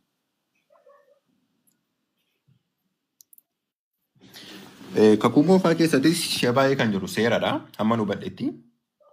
Seeraa fi lola yommuu sana ta'edha kan barreeffamee jiru. Kanaafiyyuu seera yommuu sana wanta dubbatame akkuma isin dubbachaa ooltanii warroonni kakuu moofaa tooraa keessatti xaqqafaman baay'een isaanii musliimatti miti egaa simmatti firoomfate miti. Kanaafiyyuu kanadha. Lola keessatti immoo namni waan seerri seejjee waan waaqayyo seejjee gochuun dirqamadha. So that's why. Kanaafiyyuu dubartiin tuqamuu hin qabdu jettee sirriidha. Garuu akka quraanaatti ilaalle immoo dubartiyyuu reebaayyuu maal godhaayyuu hin jedhamiti ree. Bar an waa'ee ajjechaa haasa'aara waa'ee reebuuti miti. Kunoo waa'ee ajjechaa moo waa'ee quraana keerraa dubbannee kaa'e? Ajjeesaa warra isinitti namanne warra allaatti namanne ajjeesaa isaan lolaa kan jedhu jira. Ila lammii koo. Ani ka jedhe mucooliin harma hodhan maal balleessanii siin jedhe. Mucooliin harma hodhanii maal balleessaniiti. Gaalonni hoo harroonni hoo maal balleessanii jennaan ajjeefaman. Sababa ajaja fudhateef ajjeese kan dhisu waa kana. Mucooliin harma cubbuu qabanii. Amma ajjeesaa warra hin amanne mucoolii maal hin jenneem ajjeesaa fayyaasaa jedha miti nama bakka. No mucoolii harma hodhanillee jedhe. Mucoolii harma hodhan. I know, but bakka amma quraana keessa dubbifnee kaanitti ajjeesaadha. Hundayyuu ajjeesaadha. Warra yaa lammii koo. Angaafa quraana irraa sii deebisu asiin dhufne ture. Dura tokkoffaa quraanumaan sii xumuree ka'ee kana kophaas si gaafadhe. Atillee gaafa naa deebistu kana kophan naa deebisii ka'ii yoo gaafii qabaatte kophan na gaafadhu. Lola keessatti dha bakka kanaaf ajjeese dhime waan ta'eef hin ajjeese. Mucooliin harma hodhan maal loltee dandeetti? Lola maalirra hirmaatu dandeenya? Harreen hoo lola maalirratti hirmaata? Hoolaan hoo gaalonni hoo lolee hin lolaa? Ka ajjeefamuuf. Ajjeese yoo badhameef ajaja fudhatee ajjeese. Allahumma salli wa sallim ala nabiyina Muhammad. Ajjeesi sababa jedhameef daa'imman xixiqqoon ajjeefamte. Tole daa'imman illee ajjeesuun hin ta'a jechuudha isin biratti.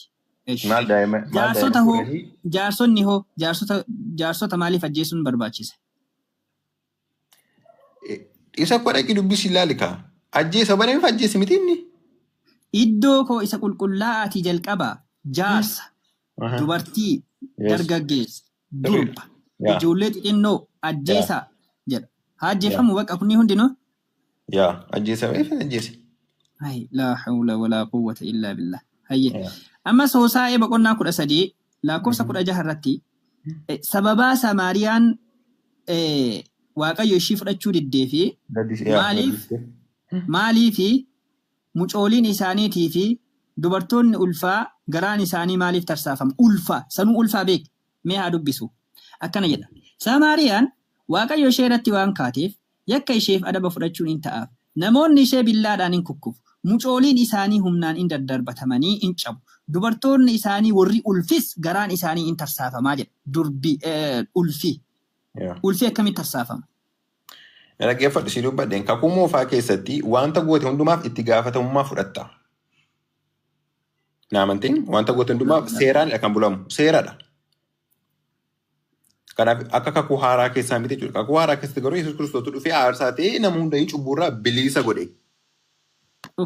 Kan yeroo sana akkanatti ajaja kanneen baasee akkasitti ajjeesisaa ture kun Waaqayyoon kun Yesuus Kiristoos moo Waaqayyo biraati? Tokkumadha. Yesuus Kiristoos Waaqayyoon tokkumadha. Kanaafuu Yesuus Kiristoos dubartoonni illee akka ajjeefaman, ijoolleen illee akka ajjeefaman, jaarsonni illee akka ajjeefaman ajajaa ture jechuudha.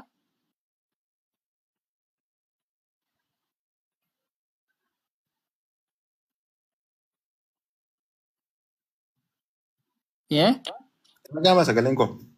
Hin dhaga'ama. Yommuu sana seeraan waan raawwatuuf wanti hundumaa raawwatamaa ture.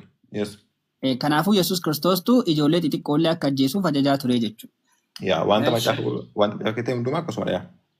Hayyee bareeda galatoom tole.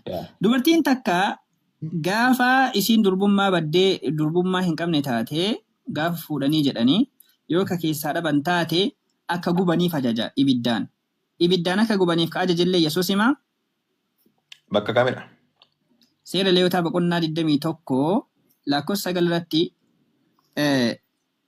maqaa abbaa xureessuu isheetii ibiddaan haa gubamtu jedha.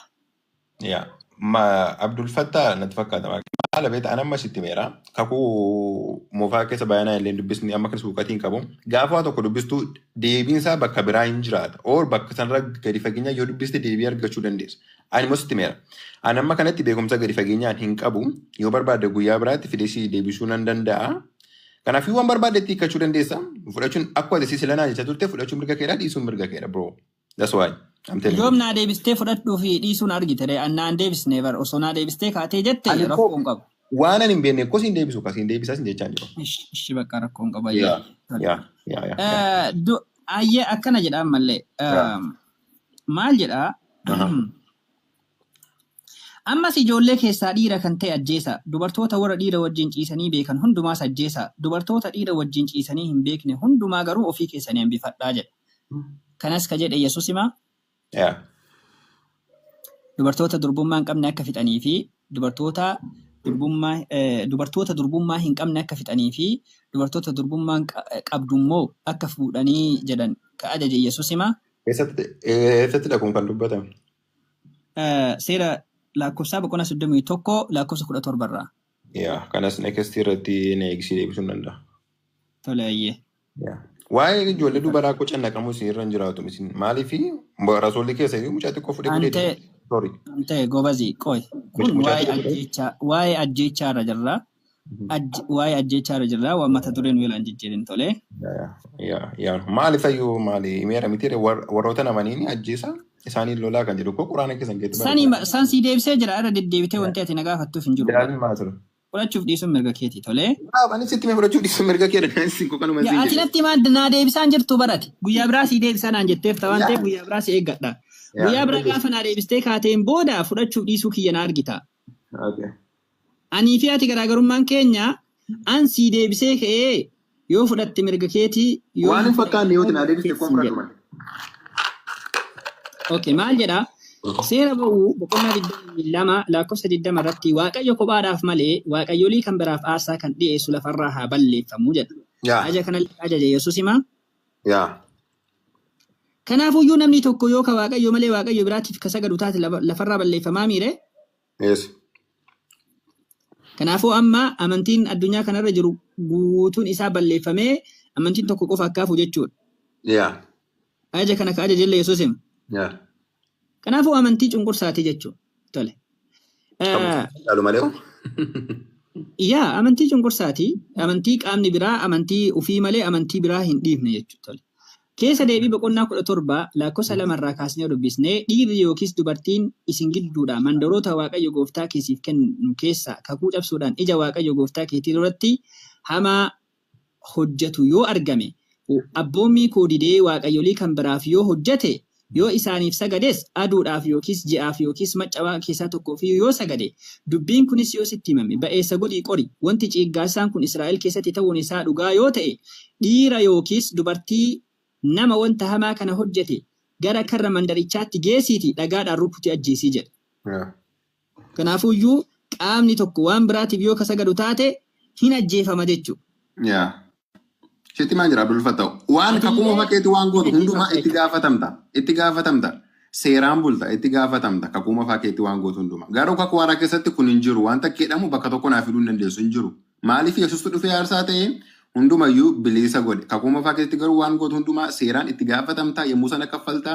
Aarsaa gootee waan gootu sana ofirraa baasta bro. Sitti maal jira? I'm telling you. Okay, hayyee. Luqaas boqonnaa 19 lakkoofsa 27 irratti kakuu haarawaa keessatti immoo Yesuus Kiristoos akkana jedhe hayyee.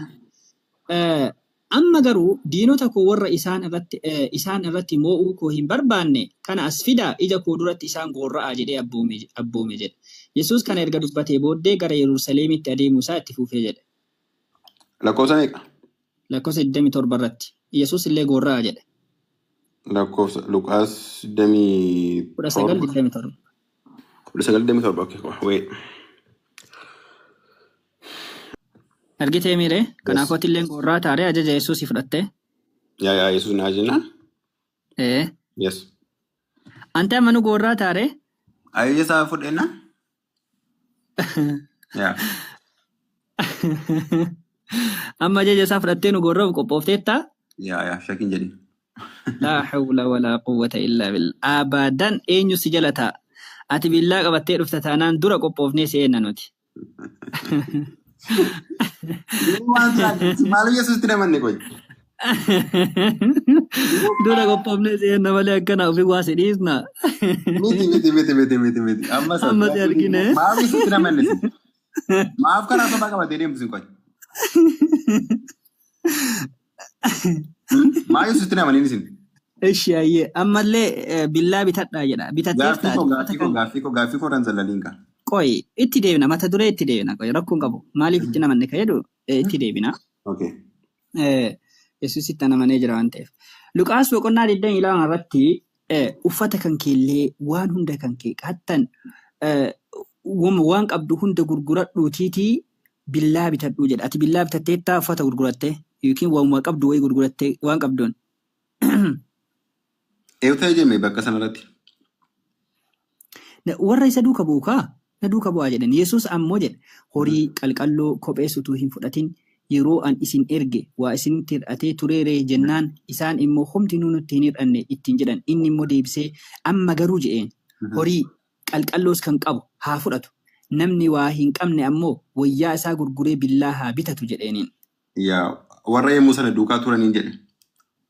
Kanaafuu warra yeroo saniin billaa qabataniiti duukaa bu'aa turanii barattoonni Yesuus Kiristoos warra isatti namanne ajjeesuuf. Akkasidhaa bakka sanatti. Maa billaan maaliif bitama qofa? Bakka sanarratti dubbata gaa. Billaa qabatanii duukaa bu'aa. Billaan maal sayfii maaliif bitama? Gaheen kee billaa qabattee duukaa bu'a. Maaliif ittiin gaafate? Maaliif Yesuus waaqadha waan ta'eef waan godhu isa beeka. Silaa ammaan tana warra natti namanne gorra'aa jedheera achumaan gorra'uudhaaf hire. Ajee Yesuus bira maaltu darbaa dhufu. La hawla wala quwwata illa billah. Maafi namanne ati Yesuusitti qoy Abdul Fattah. An Yesuusitti amanee jira bara Yesuus Kiristoos ergamaa Rabbiiti. Maaliif waaqummaa samaa hin fudhatin? An waaqa waa inni naan hin jenneef. Inni Muhammad Quraana keessatti barreessee fi inni wangeela keessa tokko. Lakki kama macaafarraayyuu macaafarratti iyyuu Yesuus ani waaqa hin jenne. Yesuus bakka inni tani waaqa miti jira. Hedduumi dachiyooma baay'ee. Injiru. Bakki inni ani waaqa miti kan inni injiru. Wangeela Yohaannis boqonnaa 8:40 irratti maal jedha seetaa? Ani dhugicha isa Waaqayyo irraa dhaga'e isinitti himeera. Inni waaqa osoo hin taane waaqa irraa dhaga'a tokko jedhe. Bakka natti bakka inni ani waaqa akkasii ajjeesuu barbaaddu jedhe. Ana nama akkasii namni waaqaa miti tokko jedhe. Lammaffaa irratti immoo Luqaas boqonnaa 12:8 irratti maal jedha? Ani isinittan hima. Eenyullee namoota duratti eenyu akkan ta'e dhugaa ba'ee yoo mul'ise anis ilmi namaa ergamoota Waaqayyoo duratti akkasuma dhugaa nan ba'a jedha ilma namaa jedha. Maaliif nama ta'uu isaa morminu? Yesuus nama ta'uu isaa morminu naa dhogu. Tole hayyee. Inumaa Yesuus Kiristoos jecha Waaqayyo jedhuun dhiisi. Jecha gaarii jedhuu iyyuu dide. Maaliif gaarii naan jetta jedhe. Maarqoos boqonnaa 10:17 irratti maal jedhaa? Gurbichi tokkotti dhufee Yesuus adeemuudhaaf karaarra yemmuu bu'utti namichi tokkotti fiigee fuula isaa duratti jilbiifatee yaa barsiisaa gaarii jireenya bara baratti galuudhaaf maal gochuutu anaaf ta'a jedhee gaafate. Yesuus immoo maaliif gaarii naan jettaa? Waaqayyo tokko jedhu waa malee namni gaariin tokko illee hin jiru jedhe.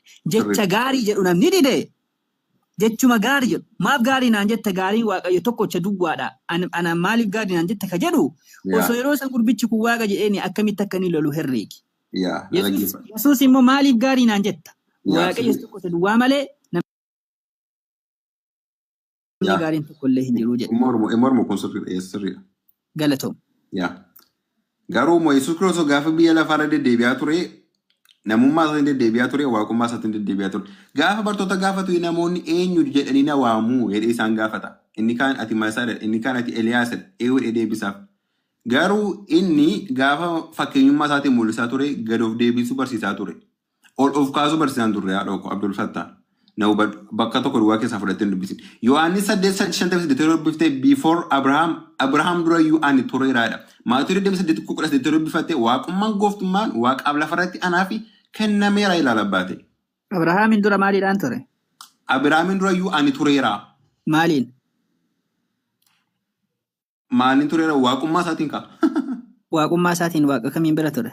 Yes. Eessa akka inni ture immoo kan ati hin deebisu ture. Maa wajjin gaafate. Eenyuun bira waaqummaa isaatiin waaqa kamiin bira ture? Abbaa bira ture waaqa abbaa bira? Samii irra ture abbaa bira ture. Kanaafuu waaqa lama jiraa? Waaqayyo tokkuma jira dogoggoriin. Kana gaaffii kana waggaa 35 dura sinuma gaafate. Laale waaqummaadhaan waaqa abbaa bira ture taanaan ilaalaal. Waaqummaadhaan waaqa abbaa bira ture taanaan waaqa lama jechuu. Maaliif jennaan waaqni abbaan illee jira Yesuus illee waaqa. Kanaafuu hayyee waaqni abbaan illee waaqa inni illee waaqa taanaan waaqatu waaqa bira ture jechuu. Waaqa lama ture. Na dhaggeeffadhu ishee haadha okoshi. Ani kammas dhaggeeffachaa ture. Maan si dhaggeeffadhaan jiru? Abbaa ilma hafuura qulqulluun waaqummaa tokko qaama sadii keessa jiraatu jechuudha. Na dhaggeeffadhu. Kanaafiyyuu Yesuus Kiristoos hafuura qulqulluu abbaa bakka tokkummaatti waaqummaa qabu haadha. Dogoggoriin bakka wanti na duwwaa. Bakka tokkotti waaqummaa qabu ka jedhu hin jiru. Ufii keet kun afaan afaan kan keessaati. Boqonnaa 28:19 irratti dhaqaatii maqaa abbaa ilma hafuura qulqulluudhaan cuuphaatii bartoota koo isaan godhaadha. Cuuphaadha malee cuuphaadha malee cuuphaa jedha malee maqaa abbaa maqaa ilmaa maqaa hafuura qulqulluutiin cuuphaa jedha malee nuti waaqa tokko walitti hin jedhu kun waan cuuphaa dubbata. Maqaadhaan rakkoo takka hin qabu haa cuuphanii maqaa isaaniitiin. Kun waa'ee maqaadhaan cuuphuu dubbata malee waan waaqaan dubbatu walitti waaqa tokko hin jedhu tokko. Lammaffaa irratti immoo kan inni ture abdiidhaan ture. Hojii ergamoota boqonnaa 13 lakkoofsa 23 irratti maal jedhaa? Akkuma abdachiisetti sanyii namicha kanaa keessaa Waaqayyo saba Israa'eliif fayyisaa kaaseera inni immoo Yesuusii jedha. Kan inni kaasee illee Israa'elotaaf. Kan inni tureen abdiidhaan. Yesuus Kiristoos Abrahaamiin dura abdiidhaan ture. Hojii ergamoota boqonnaa 13 lakkoofsa 23 irratti akkuma abdachiisetti sanyii namicha kanaa keessaa Waaqayyo saba Israa'eliif fayyisaa kaaseera jedha. Itti aansuudhaan immoo Yesuus Kiristoos ammaan tana sa'aa kanatti Waaqayyo abbaa bira jira moo bakka kam jira? Eessa jira ree? Hayyee Waaqayyo abbaa biratti amma waaqa moo inni nama? Waaqummaa isaa qabatee ma jira? Macaafa irratti nama ka jedhu yoo sii kennawa? Eko namummaa isaan kaanne man namummaa isaa koon kaanne yemmuu biyya maan ture eko nama jedhama. Ammallee waaqa irratti illee namaaf waaqatu waaqa gubbaa jira naan jechuu edda antee hin gaanfattu ante maal taate? Eko akkeera kaan eko amma macaafa dheen kaadu maaliif Qoolaasaayis 1:15 irratti immoo nama bifa waaqayyummaa uffatee dhufeedha. Na dhaggeeffadhu kaa hin ariifatiin ati maaliif bakka tokko duwwaa keessaa fudhattee intinaan ta'in. Na dhaggeeffadhu. Yohaannis 4:11 irratti immoo ani abbaa keessa abbaa keessa Yohaannis 10:30 irratti immoo aniif abbaanii tokkodha jedha dhoko yoona dhageessu. Maal jedhaa? Hojii ergamoota irratti boqonnaa 7 irratti akka Yesuus Kiristoos ilmi namaa akka waaqa gubbaa jiru dubbata. Isxifaanos gaafa hafuura qulqulluudhaan guutame Isxifaanos garuu hafuura qulqulluudhaan guutamee utuu ija irraa hin buqqifatinis waaqa keessa ol ilaalee ulfinna waaqayyoo Yesuusiinis gara mirga waaqayyoo dhaabatee argee jedha. Mirga waaqayyoo dhaabatee. Tole Yesuusiinis gara mirga waaqayyoo dhaabbatee argee jedha. Tole hayyee inni yoo ka waaqa jettu taate ka inni jirullee mirga waaqaati yoo ka jettu taate waaqatu mirga waaqaa jiraa? Maa jechuudha? Waaqa lamatu jiraa? Waaqa tokko jiraa dhoko. Erga waaqni tokko jiraate waaqatu mirga waaqaa jira naan jettee baratamu. Waaqa lama ta'a. Waaqni gaafa mirga waaqaa jiraate waaqa lama ta'a. Ani kositti meeram qaama sadii keessa waaqayyummaa tokko jiraatu jechuudha. Hiriiniti jechuun kana waggaa 20-30 numa gaafattu. Isiniin galu. Kunoo ani bantiiwwan waaqaa banamanii ilmi namaas ati garuu waaqayyo jette. Ati waaqayyotu mirga waaqaa jira jette. Garuu macaafni maal jedha? Kunoo ani bantiiwwan waaqaa banamanii ilmi namaas gara mirga waaqayyoo dhaabbatee nan argee jedha. Mirga waaqayyoo ka dhaabbateeru ilma namaati malee waaqaa miti. Ati garuu hoo waaqa jette. Waaqatu mirga waaqaa jiraa jetteeti. Waaqni mirga waaqaa yoo jiraate waaqa lama ta'a. Yoo ilmi namaa mirga waaqaa jiraate waaqni tokkuma lama ta'a jechuu laale. Waaqni lama wanta nama jiru. Akka ati jettu sanitti. Maal nama godhaata kaa waaqni mirga waaqaa yoo jiraate waaqa lama ta'a. Tokkuma namaan isaa lama gochaa jiru. Ergas waa'ee tokkochatti cite kaa namatuyyuu mirga waaqaa jiraa jedhu tokkocha cituu qabda. Yesuus Kiristoos maal ture gaafa biyya lafa deddeebi'aa ture? Nama ammallee namuma. Waaqa ture. Waaqas namas ture. Lamaan isaa ture. Isa afaan isa Quraana keessaa akkoo Muhammad isa kan itti keessatti ture. Kunoo ani nama ani ilma namaati jedhee bara yeroo lafa jiru namaati jedheera ani siin kaadu. Ani koo ani isa Quraana keessaa Muhammad isa kan itti barreesse. Ani waa'ee macaafaa si dubbadhaara. Anis suma si dubbadhaara dhoko. Waggaa 600 booda erga Yesuus Kiristoos dhalate dhufee Muhammad isa kan macaafuma keettu jedhaara macaafuma keettu jedhaara siin jedhee bar macaafa kee. Kaadaan jiru. I believe that my brother amanaa jiran isa. Ani isa kaadaan jiru. Erga ishii maana mormitare erga amante maa walluma morminare. Yesuus Kiristoos waaqummaa qaba namummaa qaba waaqummaa guutuu qaba ilma abbaa furu qulqulluu immoo waaqummaa bakka tokkotti qabu. Hibroota 1:8 irra yoo dubbifatte yeroo abbaan Yesuusin waaqayyoo jedhee mirkaneesseef arguu dandeessa. Ishee mana dhaggeeffadhu. Okay. Ishee gaaffii ta'uu qaba. Amma akka Quraanaatti Yesuus Masiihiidha mini isaan. Masiihiidha. Yaa bakka inni itti ani Masiihiidha naan jedhee kinaafiti. Eessarraa? Quraanarraa. Rabbi turraa dubbata malee Qur'aana irratti namni tokko hin dubbatu Qur'aana irratti. Bakka inni tammasaa dhaqinaa fidi. Amma gaaffii biraan qabu. Maaliif? Rabbituu inni masiihiidhaa jedhee irraa dubbata malee. Akkuma kana yeroo abbaanii Yesuusidhaan waaqa jedhee Ibroota 1:8 irraa Qur'aanii fi macaafni garagara. Qur'aanni dubbii Yesuus osoo hin taane dubbii Allahaati. Osoo silaa Qur'aanni ka dubbii isaa ta'u taate osoo amma fakkeenyaaf macaafni kun dubbii Yesuus jettee amantaati. Qur'aanni immoo dubbii Allahaati malee dubbii Yesuusiiti miti. Osoo silaa Qur'aanni kun dubbii Yesuus ta'ee jedhee irraa nagaafattee haqa qabda.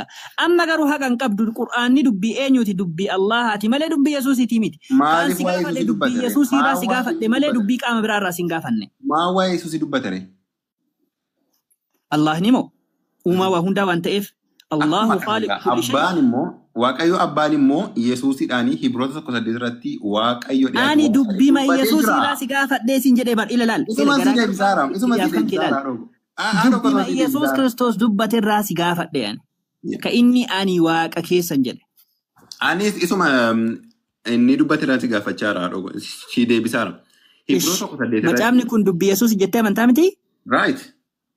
Erga dubbii Yesuus ta'e Yesuus Kiristoos hima mamii hin qabneen, hima shakkii hin qabneen, hima wanti tokko ittiin dabalamneen nama shakkisiisuu keessatti ani waaqa keessan, an uumaa keessan, ana waaqessaa jedhee jira. Maatoo 28:18 irra gooftummaa waaqa lafarratti naa qaban naa kennameera. Ani sirratti gooftaa jechuudha.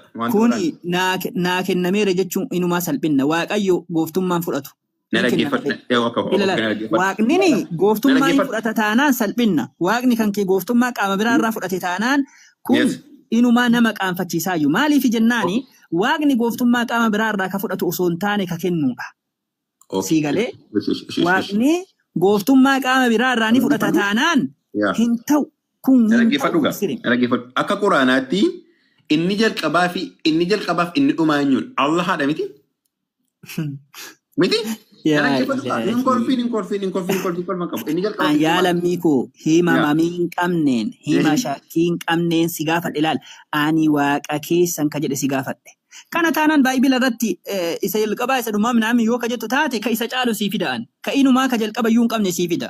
Yesuus isa jalqabaati isa dhumaati jettee naa fidda taanaani ka inumaa jalqabaaf dhuma hin qabne sii fida. Allah jedha ka Quraana keessatti immoo akkasaan Allahn ergama. Quraana irraa sin gaafanne gara Quraana maa fidde Quraana irraa sin gaafanne. Maal Quraana irraa naa deebistaa hangaafi macaafarraa si gaafadhe malee Quraana irraa sin gaafanne.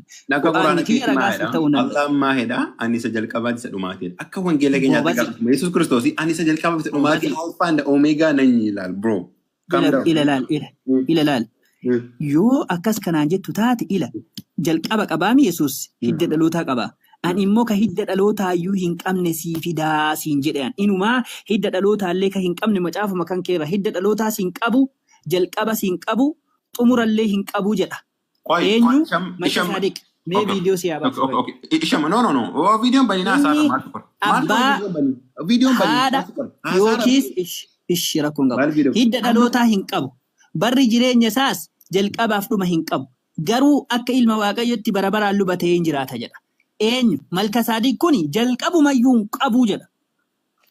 Akkam gootalee kanallee Waaqa jettaanire? Allahni sakkeedha. Akkasaan Allahni ergamaadha. Allahni Quraana sakkeedha. Anamma waa'ee Allah si gaafadhe, waa'ee Malkiiseedeq si gaafadhe. Malkiiseedeq kun jalqabaaf xumura hin qabu. Waaqa ni ta'a siin jedhe. Allahni akkas taanaan ikkoo waa'ee waaqa haasaarra miti. Allah waaqa keessadha miti. Kanaafiyyuu waa'ee waaqummaa isaa. Wallaahi dhima cinqamte yaa lammii koo. Nothing waan cinqame tokko qabu waa dhogosicha illee. Anka si gaafadhu qabaan waa'ee Malkiiseedeqii. Ka ati deebistu waa'ee biraa. Yesuus hidda dhalootaan qabamu hin qabu. Yesuus Kiristoos hafuura qulqulluudhaan Maariyaam irraa ulfaa'e. Hidda dhalootaan qabamu hin qabu. Hin qaba. Maaf dhabe. Maariyaam irraa ulfaa'e. Allahni immoo hidda dhalootaan qabu. Allahni hin dhalanne maatiin qabu. Yesuus Kiristoos garuu hidda dhalootaa qaba. Wangeela Maatiyos boqonnaa 1 lakkoofsa 1 irratti toora hidda dhaloota Yesuus Kiristoos sanyii Daawit sanyii Abrahaam isa kanaa jedha. Hidda dhalootaa qaba. Qaama hidda dhalootaa qabu akkamii waaqa jettaati. Sinkaadu kwani isa manessa kana maaliif namadha waan ta'eef Yesuus Kiristoos namas ture waaqas ture. Alhamdulillah nama erga jettee amantee xumurreerra naafati. Eeqa namas waaqas ture waan ta'eef ani gosa sinkaadu. Nama jettee kaatee kana ammallee waaqas gaaffiin qaba. Muhammad immoo Yesuus nama kan Quraana keessatti irra caalaa waamameeru eenyudha? Gobazi amma si wajjin xumuradhee jira. Suuta hidhii maayikii naa qabadhu. Si wajjin xumuradhee jira. Yesuus Kiristoos nama jettee xumurtee jirta. Amma booda Namadha waaqadha. Yesuus malee karaan hin jiru jireenyi. Xumuree jira. Yesuus malee jireenya bara baraatti galuun hin jiru haadha. Hiyyini si wajjin xumuradhee jira. Muhammadin muudii isinitti himata. Xumuradhee hin boo'in kaa erga raga deebinaa deebistee kaatee booda maa bootta? Oon hin barbaachisu bara. Araman. Eshi hayyee erga lallabatu feete lallabni xumuramee jira. Yesuus karaadhaa dhugaadhaa jettee iyyitee ba'uuf. Erga gooliin hundi si galee ka'een booda Yesuus namaadhaa waaqaadhaa Yesuus namaadhaa maal taate isaa? Xumuramee jira galatoom.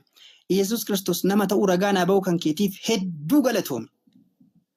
Hidda dhalootaa qaba jennaan Yesuus nama kaasaniif hidda dhalootaa qaba naan jette. Galatoomanillee kanuma jedhanillee Yesuus namaa siin jedhanillee. Wanti an jedhe iyyuu kan. Garuu Allahni immoo suuraa boqonnaa 112 irratti qul huwa Allahu ahad Allahu samad lam yalid walam yuulad jedhii yaa Nabi Muhammad qul huwa Allahu ahad gabbaramaan haqaadha Allahni tokkicha jedhiin Allahu samad inni hirkoo waa hundaati lam yalid walam yuulad hin dhalannes haadhaaf abbaan qabu inni hidda dhalootaan qabu akka Yesuus Kiristoos hidda dhalootaa qabu Allahni hidda dhalootaan qabu garuu Yesuus Kiristoos hoo hidda dhalootaa qaba. Hidda dhalootaa qaba. Walam yakun lahu kufuwan ahad. Allahni hiriyaa hin qabu. Yesuus garuu hoo hiriyoota qaba. Hiriyoota. Hattan obboleeyyan illee qaba Yesuus Kiristoos. Obboleeyyan illee qaba. Wangeela Maatiyos boqonnaa 12:50 irratti namni fedha abbaa tokkicha tole jedhee fedha abbaa jala deemu ka abbaa tokkicha waaqessu jedhe Yesuus Kiristoos. Obboleessa kooti, obboleettii kooti, haadha kooti si jedhe. Garuu Allahni immoo uumaadha. Suuraa boqonnaa 39 ayata 62 irratti Allahu khaaliqu kulli shay. Allahni uumaa waan hundaati jedhe. Yesuus garuu hoo uumamaadha. Allahni hoo uumaadha. Yesuus waaqa qaba. Allahni hoo matuma isaatiiyyuu uumaadha. Kanaafuu waaqa hin qabu.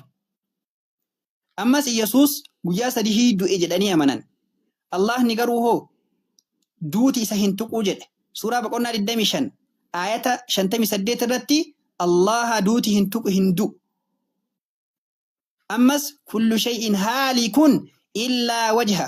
Wanti hundinuu dhabaman ta'a fuula Allah malee. Allah malee hundinuu dhabama ta'a addunyaa kanarraa. Wanti hundi guyyaa qiyaamaadhaa dhabama ta'a Allah qofatu hafaa jechuudha.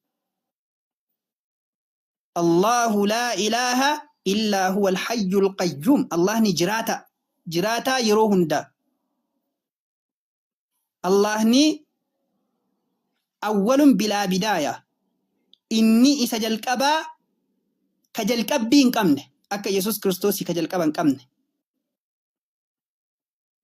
لا وآخر بلا نهاية إني إسات أموراتي ka akka nuti xumuramnu kanatti addunyaa kana gubbaa du'ee hin xumuramne jiraataa bara ka xumura hin qabne ka isa boodaan wanti tokko illee hin jiraanne. Kanaafuu Allahni isa akkanaati. Yesuus Kiristoos hoo nama ilma namaati. Ufiitii ani ilma namaati jedhe. Ufiitii ani nama jedhe. Akkana. Kanaafuu yoo hayyee erga kana amantanii maaliif islaamummaan qabaanne ree? Maaliif shaadaan deebine ree? Maal gootan kiristaanummaa keessaa? Erga akkana ta'e maal goota? Maal gootaa jedhastee kiristaanummaa keessa teetta? Yeroon ati qabdu amma. Osoo meedana ka duutuutii maaliif beetta? Rabbiin walaa tamuutunna illaa wa antum muslimuun jedhe. Osoo muslima hin taane duutee na bira hin dhufinii jedhe. Kanaafuu osoo muslima hin taane duutee Rabbii bira hin dhaqin. وقل جاء الحق وزهق الباطل إن الباطل كان زهوقا. أتون تتفق في ذلك. أوكي أنا قريو إيات ما حسوت تنجرا. هنتاني كريستينان بداني أنت. أيه بقى تفاسي. Jiru sagaleen kee baay'een jiru kan kootu illee jiretti kan koo jiradhee yaada. أستاذ تفاسي. أوكي أبدي جرتا ما رفت.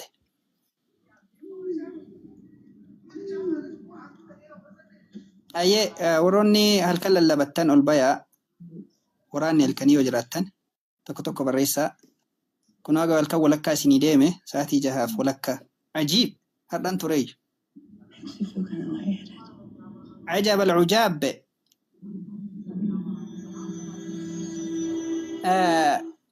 جيتو ويه جرتا فيما جرة كم سجلتي كل كم هن أتلي جرة قالت ربي هاي آمين آمين آمين جزاكم الله خيرا نندك يسانو دعائنا براتر تاني هاي بارك الله فيكم. أمنتين كمالي أبدي أمنتين كي يا كريستانا. أوكي هي كريستانو ما نمنتا دكاي رجرا لا كريستانو ما نمنتا دكاي رجرا كريستانا أمنتي لكان جدو جرا يك أجرا أمنتي كريستان دوكا بوتو غوفتا يسوع كريستوس وري توراني وندم تساني كريستانا جد أمو جد أميجرا إيش كريستا أمنتين كريستانا جد أميجرا برتون غوفتا يسوع كريستوس وندم تساني كريستانا جد أماني جرو دوكاني سمو جد أمانيرو وجد أميجا فميجرا jechuun garuu amantaadha kan jiru miire amantaan kiristaanummaadha kiristaanummaan amantaadha kan jiru miire baayibilarra duuka buutuu gooftaa Yesuus Kiristoos kan ta'e hundumtiyyuu kiristaanadha. Akkasidha malee amantaadha kan jiru miire amantaa kan jedhu jiru macheem yaa duuka buutuu gooftaa Yesuus Kiristoos kaani. Anduuka buutuu gooftaa Yesuus Kiristoos jedhamte kiristaanadha bakka. Amantaadha kiristaanummaan amantaadha kan garuu jira jedhee baran jira moo hin jiru gabaaba. Abdul Fattah eessarraa barbaaddeeti jiraaf hin jiru diidilii guutuutu immoo. Macaafa baayibilarraa waan biraarraa osoo hin taane. Baayibilarraa hin jiru. Alhamdulillah kanuma barbaade galatoom baayibilarraa hin jiru. Maalirra jiraree kiristaanummaan amantaadha ka'edha. Seera mootummaa keessaa. Jalqaba kiristaanaa jechuun koo kiristaanitii jechuun nama Yesuusitti amanu jechuudha miti. Macaafa qulqulluu waa'ee Yesuusiin haasaa waan ta'eef kan macaafa qulqulluutti yookaan kan Kiristoositti amanu kiristaana. Difinishinii nuti itti kennata fakkaata. Maalirraa? Atumti amma fakkeenyaaf foormii barbaadde gaafa guuttu kiristaana musliima waan akkasii si gaafata miti. Kanaaf yookaan kiristaana taataa yookaan musliima taataati. Maalirraa jedhee bar maalirraa argatameeti. Maalirraa jechuun maal jechuudha? Musliima jechuun maal jechuudha? Sansii deebisa islaama jechuun inna diina inda Allahi islaam rabbiin nu jedhee jira. Quraana irraa si deebisa rakkoon qabu. Baayibilii irra hin jiru kiristaana jechuun garuu warri Kiristoositti amanan kiristaanni akka amantiitti fudhataniiru ni. Maalirraa fakkeenyaa fi namatuyyuu yookiin mootummatuyyuu amantaa dheedhee fudhatee jennaan immoo mootummootii addunyaa hundumtuu jedhaniiru isheen rakkoon qabu kottu waa tokkoon si deebisa. Yeroo baay'ee waan barreeffametti amanta taanaan ama fakkeenyaaf fiqirsiizim kan jedhu amantiidha dhufe mini macaafa isaa irratti gattaa'ee seeraan itti qoratee babarreesseenaan amantaa kiristaanaa kanas kan musliimaa kanas fashaleessuu danda'a. Barreeffamatti amanta taanaan. Barreeffamatu hin ta'in garuu gochaatti amanuu danda'uu qabdati. Yaa meeto kiristaanni amantaa dhadhee kasii moggaase ka beeksisa kana godhe eenyuudha? Macaafa keetii moo seera mootummaatii moo simatu ufumaa keetii amantaadha jedheeni. Kiristaana jechuun Kiristoositti kan amanuudha miti. Moo maal barbaaddeeti? Maal akkasii deebisuu barbaaddeesh? Inumaa gara galtee na gaafataa hartaa bare. Yoom maal akkasii deebisuu barbaadde? Wanti ati akka naa deebistu barbaade erga kiristaanummaa ka jechi kiristaanummaan amantaadhaa ka jedhu erga baayibilarra hin jiraan. Silaa amantaadha jedhee bichaayyuu dhiisuuyyuu hin qabaatu baayibilarratti. Baayibilarra hin jiru. Inuu hin jiru osoo ilaal silaa kiristaanummaan amantaa rabbiin bira fudhatama qabu jedhee barraa'uu qabaata ture silaa isin barsiisuu qabaata silaa Yesuus Kiristoos. Rabbi biratti amantaa keetu ta'ingan si fayyisu akka itti amanteedha. Waan itti amante sanadha. Malee amantaa kee miti. Okay, amantaan nama fayyisu. Namni rabbi bukkeetti fayyachuu miti. Tole amantaan nama hin fayyisu. Hin fayyisu. Gaafa Yesuus Kiristoositti dubartiin takka itti dhuftee kadhattee isiin jennaani amantaa keettu si fayyisa hin jenneeni. Akkoo amantii abbaa dhuunfaa sanaa malee amantii eenyummaa see miti kan si fayyise. Sababii kiristaana taateef sababii maal taateef miti amma seen. Amantaan see maal ture dubartiin sun gaafa san kiristaana moo musliima? Amantiitu isii fayyise moo amantii miti? Amantiitu see fayyise amantaa miti kan si fayyise. Amantii tokko miti amantii nama fayyisu maa jette? Amantiif amantaan tokko miti. Okay, akkasii galuu fayyee rilijinii siinaa jedhu ishi. Hayyee. Bakka rilijinii miti kan si fayyise. Okay, hayyee. Rilijiniin nama fayyisa jettee yaaddu ati? Hin fayyisu. Rilijin jechuun hiikaa isaa maal akka ta'e beektaa? Beeka. Maal jechuudha hiikaa isaa? Beeka bakka garuu nama fayyisu kan akka inni fayyisu rakkoo qabu. Naa him rilijin jechuun maal amantaa jechuudha. Amantaa jechuudha. No, hiikaa definishinii isaa barbaade. Organizationii amantaa ta'eeti bakka. Akka dhaabbataatti fudhachuu dandeessa. Definishinii isaa barbaade ibsa isaa ibsa. Akkuma kunuunsi ibsaa jira akkuma dhaabbata ta'etti fudhachuu dandeessa. Dhaabbata amantii ta'etti. Okay, religion jechuun maal jechuu akka ta'e takkaa kitaaba irratti hiikaa isaa dubbistee hin beektu uuma kamii irratti illee. Religion jechuun maal jechuu akka ta'e takkaa dubbistee hin jirtu hiikaa isaa. Hiikaa. Maalirra hin jiru gaafa baayibili irra hin jiru. Baayibili irra illee haa jiraatu dhabaatu. Google immoo kooyi nama barateera waan ta'eef Google Oxfordii haa ta'u. Ila Oxfordii haa ta'u kitaabota garaagaraa irratti barraa'ee jira hiikaan isaa. Ekkoo Google godhi kaasumti. Achirratti Oxfordii irratti maal jedhaa religion jechuun uumaa yookiin immoo haayilii humna sii ol ta'e yookiin rabbiin jechuudha. Isa sanitti amanuudhaa fi gabbaruudhaa jedha. Amanuu fi gabbaruun sin fayyisuu? Gaaffii tokkoon sii qaba. Religion jedhee maaliif kiristaana musliima minaamin jedhiiti filadhu siin jedha gaafa foormii ta'e guutu. Sun seera mootummaatii san sii hime seera barnootaati. Seera barnootaati. Anka seera mootummaa si gaafadhaan jiru. Waa'ee amantii haasaa irraa amma anaafati.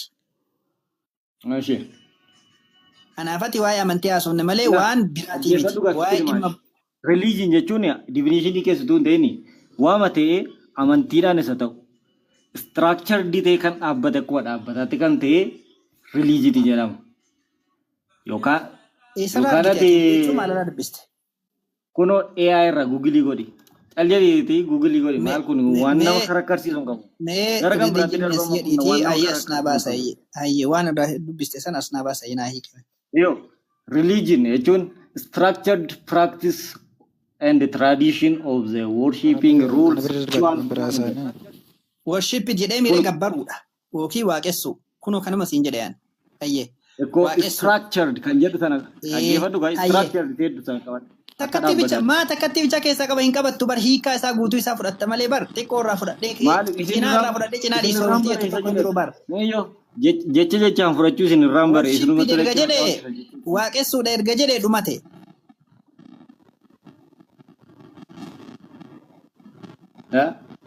Waaqessuudha erga jedhee dhumate. Hiikaa isaa waaqessuudha. Waaqessuudha jedhu. Worship jechuun maal jechuudha? Structured practice of worshipping rules. Worshipping jechuun maal jechuudha? Dhaggeeffadhu gaa isa irraa dubbisaa jiru fudhachaa jirta yoo ta'e isin dubbisa.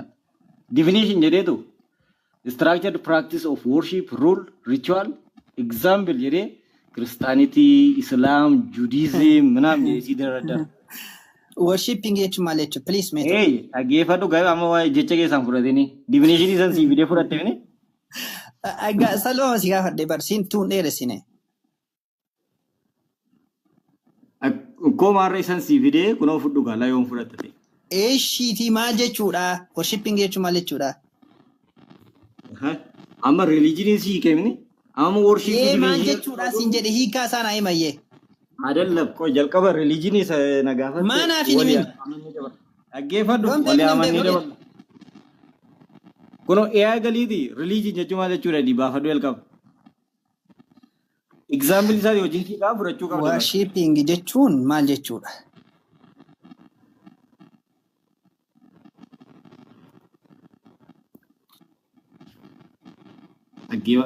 Mul'ata ta'e illee hin beeku ishee kun. Mul'ata kun. Video bane.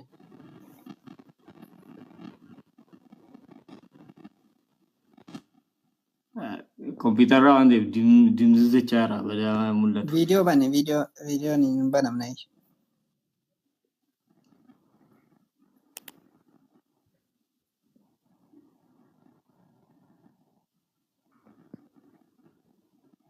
Okay, dubbisa iyyee. Mul'ata. Dubbisi. Definition really jedheetu external system of worship, rules, rituals. Example, Christianity, Islam, Judaism. Jedhee lafa siiqaa. Okay, iyyee. Worshipping jechuun maal jechuudha? Dhaggeeffadhu gaa amma religioniin siiqaa irra jalqaban. Hiikama isaa si gaafadhe achuma keessa jira. Dhaggeeffadhu. Religioniin na gaafatte miti kun definition jechuun hiika jechuun miti. Ayi. Ilaa kun hiika isaa lafa siiqaa'ee structured practice jechuun kun bakka irraa ta'e dhaabbata dha bakka akkuma organization itti gochuu dandeessa. Waan biraa miti. Example adeemu kun lafa siiree siiqaa'eera. Ibnu dubbisiif hime. Asi bira jiru san dubbisi. Maalo?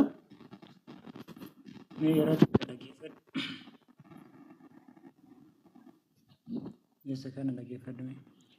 Amantaa yookaan religion isa jette jechaadha. Jechi isaa amantii jechuudha jedhe. Amantaa barnoota waa'ee waaqummaa sirna waaqeffannaa sababii amantii fi adeemsa amantaa kan of keessatti qabatudha jedha. Sirna waaqeffannaa waa'ee waaqummaa. Akkan. Kitaabicha ammootuyyuu kan kiristaanaati. Achuma wajjumaa itti fufiifnu sagalee ol kaasiiti.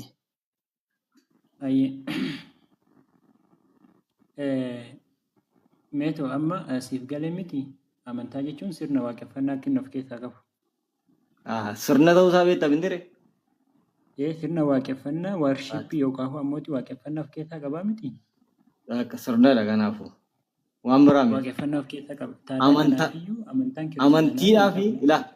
Amantiidhaa fi sirni sun tokko miti. Ingiliffatti religion believe garaagarummaa qaba.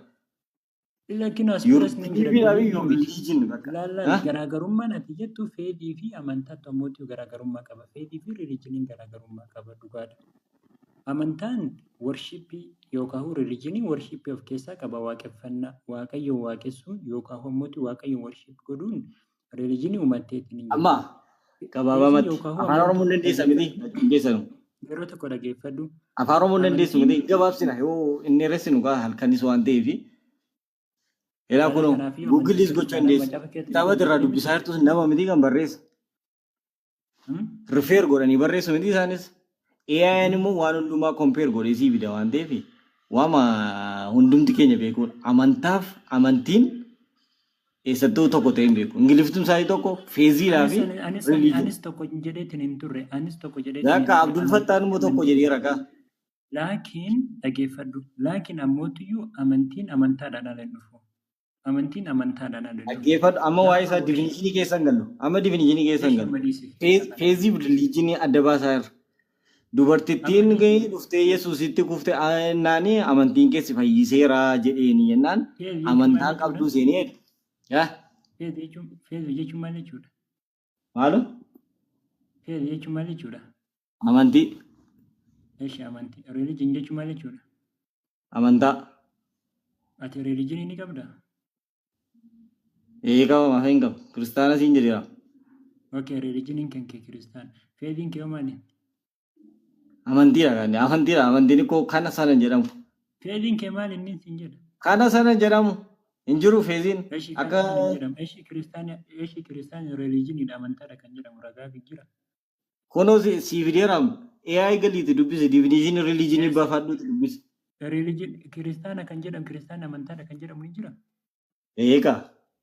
Ragaa meetu.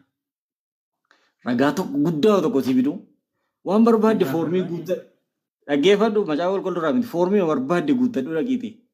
Religiinii kee maaloo gaafsiin jedhan islaama ittiin guuttattu.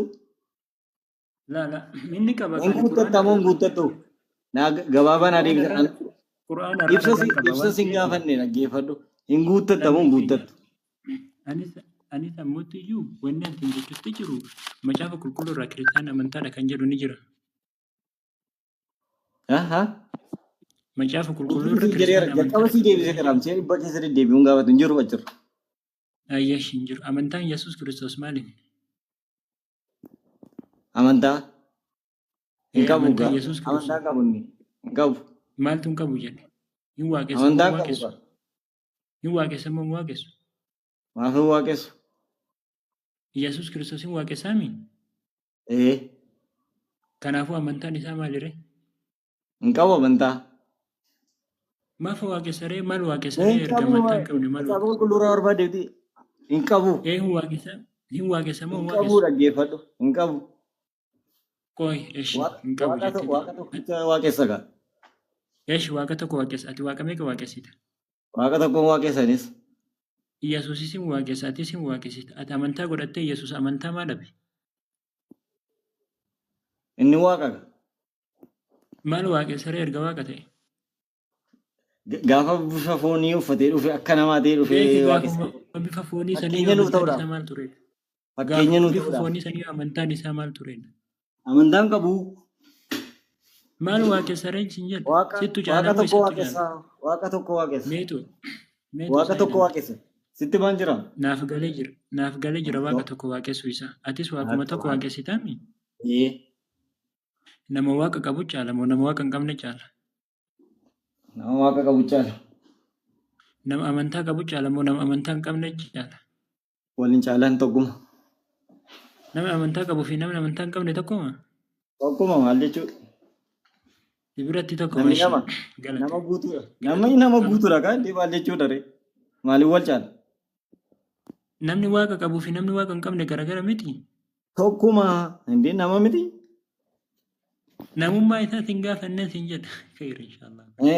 Maaliif wal madaalchisna ree?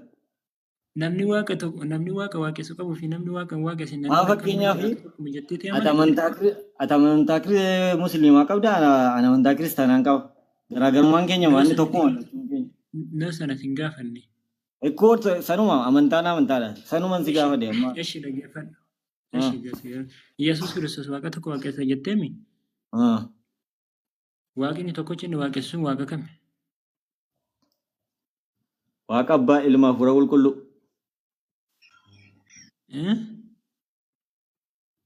Jedhisuma. Yesuus maal waaqessa? Abbaa ilma hafuura qulqulluu. Ilmi kam inni kan Yesuus waaqessu? Isuma. Ilmi kami kan Yesuus? Isuma. Ragaa fidi. Isuma. Ragaa fidi. Tokkicha ilma isaa erge jedhamni. Yesuus Ilma ta'e ilma kan waaqessu isaa ragaa fidi. Meetu Yesuus ilma waaqessu isaa ragaa fidi. Macaafa qulqulluu keessa dhaqiitii dubbisi. Wangeela Maatiyoosi amma dhumaatti dubbisi hin argatta. Ragaa fidii sin jedha ilma waaqessu isaa Yesuus. Hin waaqessa maafi waaqessu. Waaqa abbaa hin waaqessa mini. Waaqa abbaa hin waaqessa. Ragaa fidi. Ragaan sii fiduu dhaggeeffadhu. Waaqa abbaa hin waaqessu. Waaqa abbaan waaqessa waliif gala ilmaa fi hafuura qulqulluu waaqessu ragaa fidi. Waaqa abbaa akka inni waaqessu beekta. Anaaf abbaan tokko jedheera. Kanas macaafa keessaa dubbisteetti. Dhaggeeffadhu dubbisteetti ani. Qoqqoo isaanitti deebita. Yoosefii fi Yesuus Kiristoos tokko eeyyeen waliif gala. Yoosefii fi Yesuus Kiristoos tokko waliif gala. Rakkoo tokko hin qabu. Dhaggeeffadhu gaa. Amma isaan si gaafata naa deebisi. Dhaggeeffadhu anas si gaafate naa deebista. Na gaafate sin gaafadha naa deebisi. Abbaaf ilmi tokko akka isaan ta'a macaafarra hin jiramu hin jiru. Dubbistee moo dubbise? Hin jiru. Isaan tokko taanaan ilmas waaqessaa jira jechuudha. Abbaa gaafa waaqessu ilmas waaqessaa jira. Yoosefii waaqessaa Yoosefii miti abbaan isaa Yoosefii. Isaan kana sii deebiseera gara kan biraatti darbe. Yoosefii miti abbaan isaa? Abbaa fi maarree kan Yoosefii fi Yesuus tokko sin jechuutti hin jiraaman. Tokko miti isaan. Maal inni kam inni anaaf abbaan tokko kan jedhe kam? Aniif abbaan tokko jedhe. Ani isa keessa innis ana keessa jedhe. Abbaan isaa Yoosefii mi? Shaama fakkeenyaaf Yesuus Yoosef keessa Yoosef Yesuus keessa iddootti jedhe jira. Ta'uus hin danda'a. Anoo maalitti hin beekaree anu kan macaafa qulqulluun iddoo tokkotti. Ekkoo kanaafin siin jedhe. Ammaaliin siin jedhe. Abbaa ilma hafuurri qulqulluun tokko waan ta'eef gaafa abbaa waaqessu ilmas waaqessa haaraa jechuudha. Ilma waaqessinaan abbaa waaqessa. Eshi Yesuus ilma kam waaqessa? Isuma kaa ofuma isaa. Of waaqessa? Gaaffii tokko malee waaqaam inni maal taate? Of waaqessa meetu of waaqessa? Ofiif sagada? Indee maal jechuudha eeyyee waaqa waa. Mee akkam jedhee ofiif sagada? Mee akkam jedhee ofiif sagadame? Bakka waan macaafarratti barraa'eeru sanaan akkoo sanaan. Mee akkam jedhee mee Yesuus yeroo of kadhatu akkam jedhee of kadhata? Yaa abbaa keenya yaa waaqarra jiraattu se jedhu jira biti Luqaas boqonnaa ja'a. Abbaa miti of maal jedhee of kadhata maal jedhee? Abbaaf ilmi wal keessa jiru tokko isaanii adda fuutee ilaaluu hin dandeessu. Gaafa abbaa ilmas jechaa jira. Laal kaameetu akka gootu abbaa fi ilmi wal keessa jiru sana mee ishee. Mucaa qabdaati qomi mucaa qabdaati. Mucaa qabdaa fakkeenyaaf mucaa qabdaati. Ni qaba. Mucaan keessi keessa ati isa keessa ta'uu hin dandeessaa? Yaadni keenya tokko malee yaada keenyatu tokko malee nuti wal keessa jiru. Yaadi keessanii tokko miti isa. Ilaa kuni abbaaf imaajineshiniidha bakka yaada keenya olidha. Kanaaf macaafa keenya irraa jedhi rakkoo qabu. Baasa asirraa. Mee yaadni tokko fa'aa boqonnaa fuula lakkoofsa 16.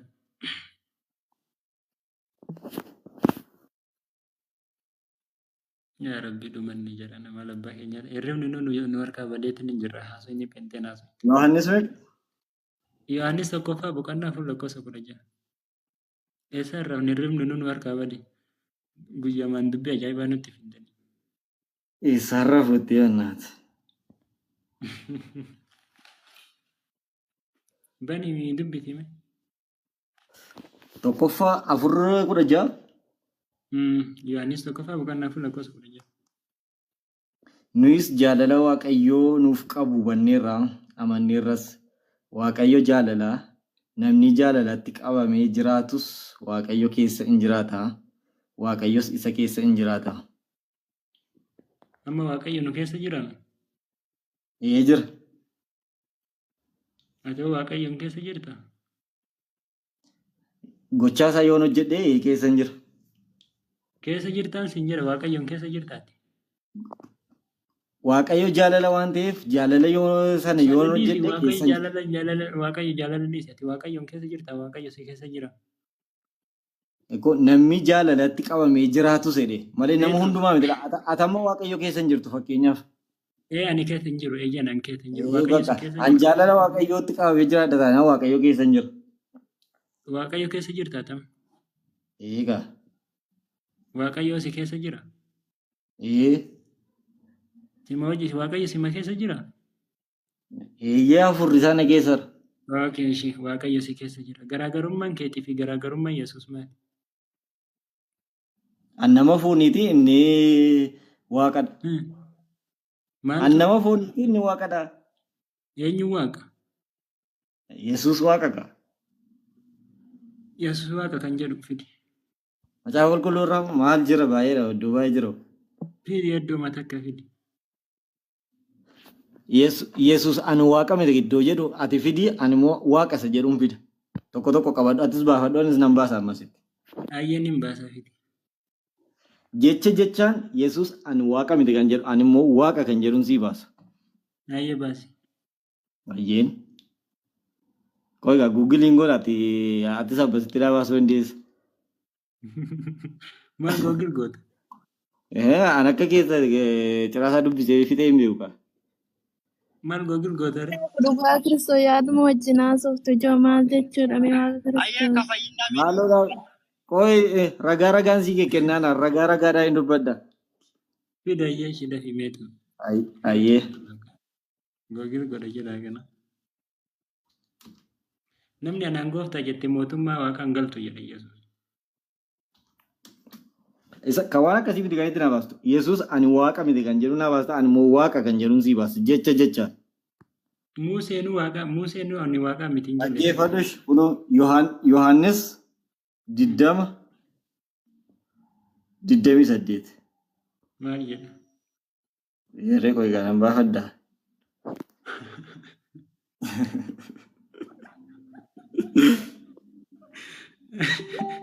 Wayne.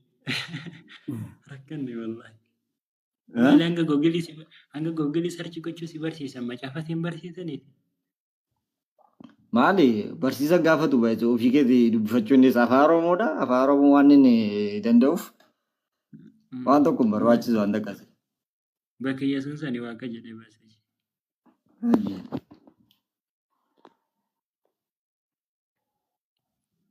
Si dubbisu ani hin beekaa iddoo sana. Ayyee na dubbisime silkii qonna rakkate haara. Phexrostu gooftaa koo waaqayyo koo jedhee iddoo sanitti. Rakka maarree egaa waaqayyo koo namaan erga jaalaa. Waaqayyo miti eenyu waaqayyo koo jedhe. Yesuusiin jedhe. Yesuusiin hin jenne Yesuusillee hin jenne dubbii kana. Yesuusiin jedhe waaqayyo koo gooftaa koo waaqayyo jedhe. Yesuusiin hin jenne dubbii kana kan hin jedhe. Yesuusiin jedhe malee maali afaan Oromoo baratte tamine. Afaan Oromoo yoo baratte mallattoo raajeffannoo malachiisuu qaba.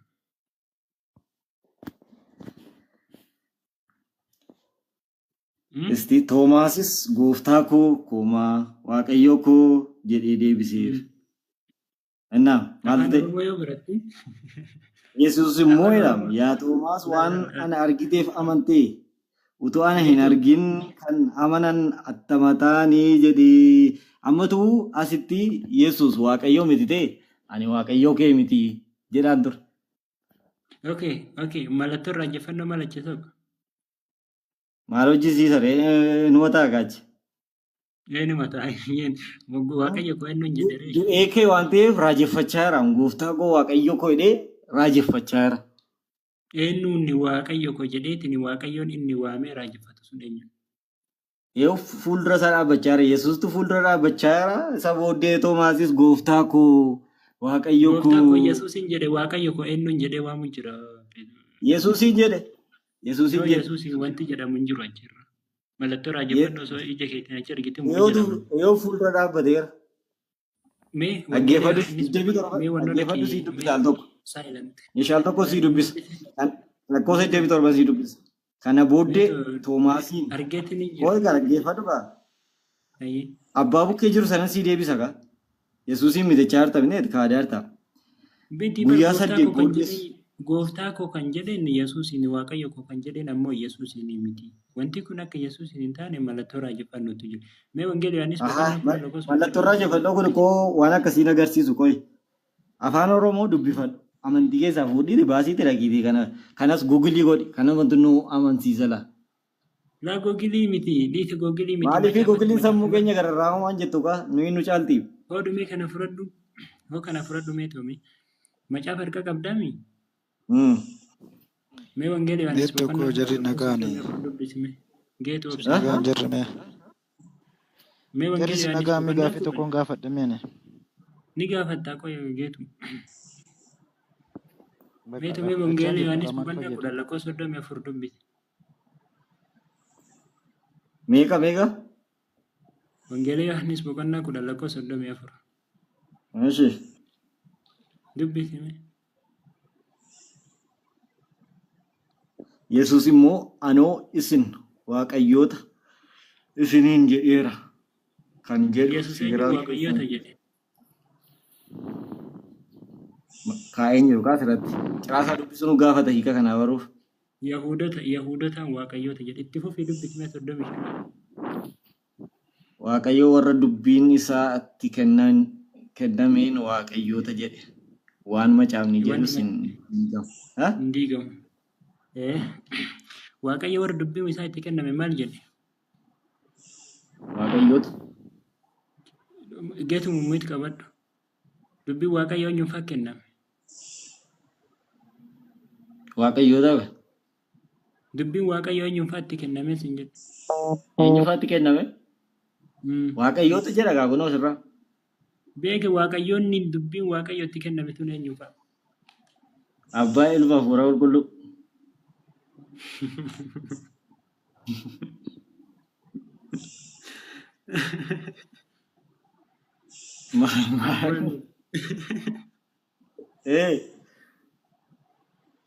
Asii baaseera Yohaannis 28 irraa my lord Sanii my miti. god Yohaannis jedhu sii barreessi baaseera. sirraan fudhannaa akkasitti iyyuu sirraan fudhannaa. Angara sii Maal baaseera. Ati jechuudha immoo qabu? Yesuus ani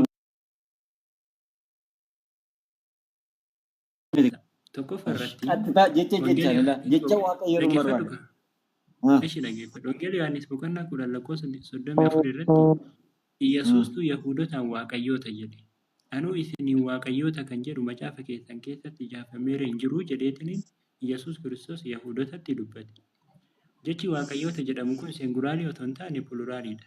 Waan isaan heddumina qabaatan jechuudha. Yahudaa tokkoon ammootiyyuu waaqayyo jetta. Kana jechuun ammootiyyuu Yahudaan sun ammootiyyuu waaqa jechuudha. Waaqayyoolii tolfamuu minaamin warri jedhamanis jiru baay'isoo. No, dhaggeeffadhu lammii keenya dhaggeeffadhu.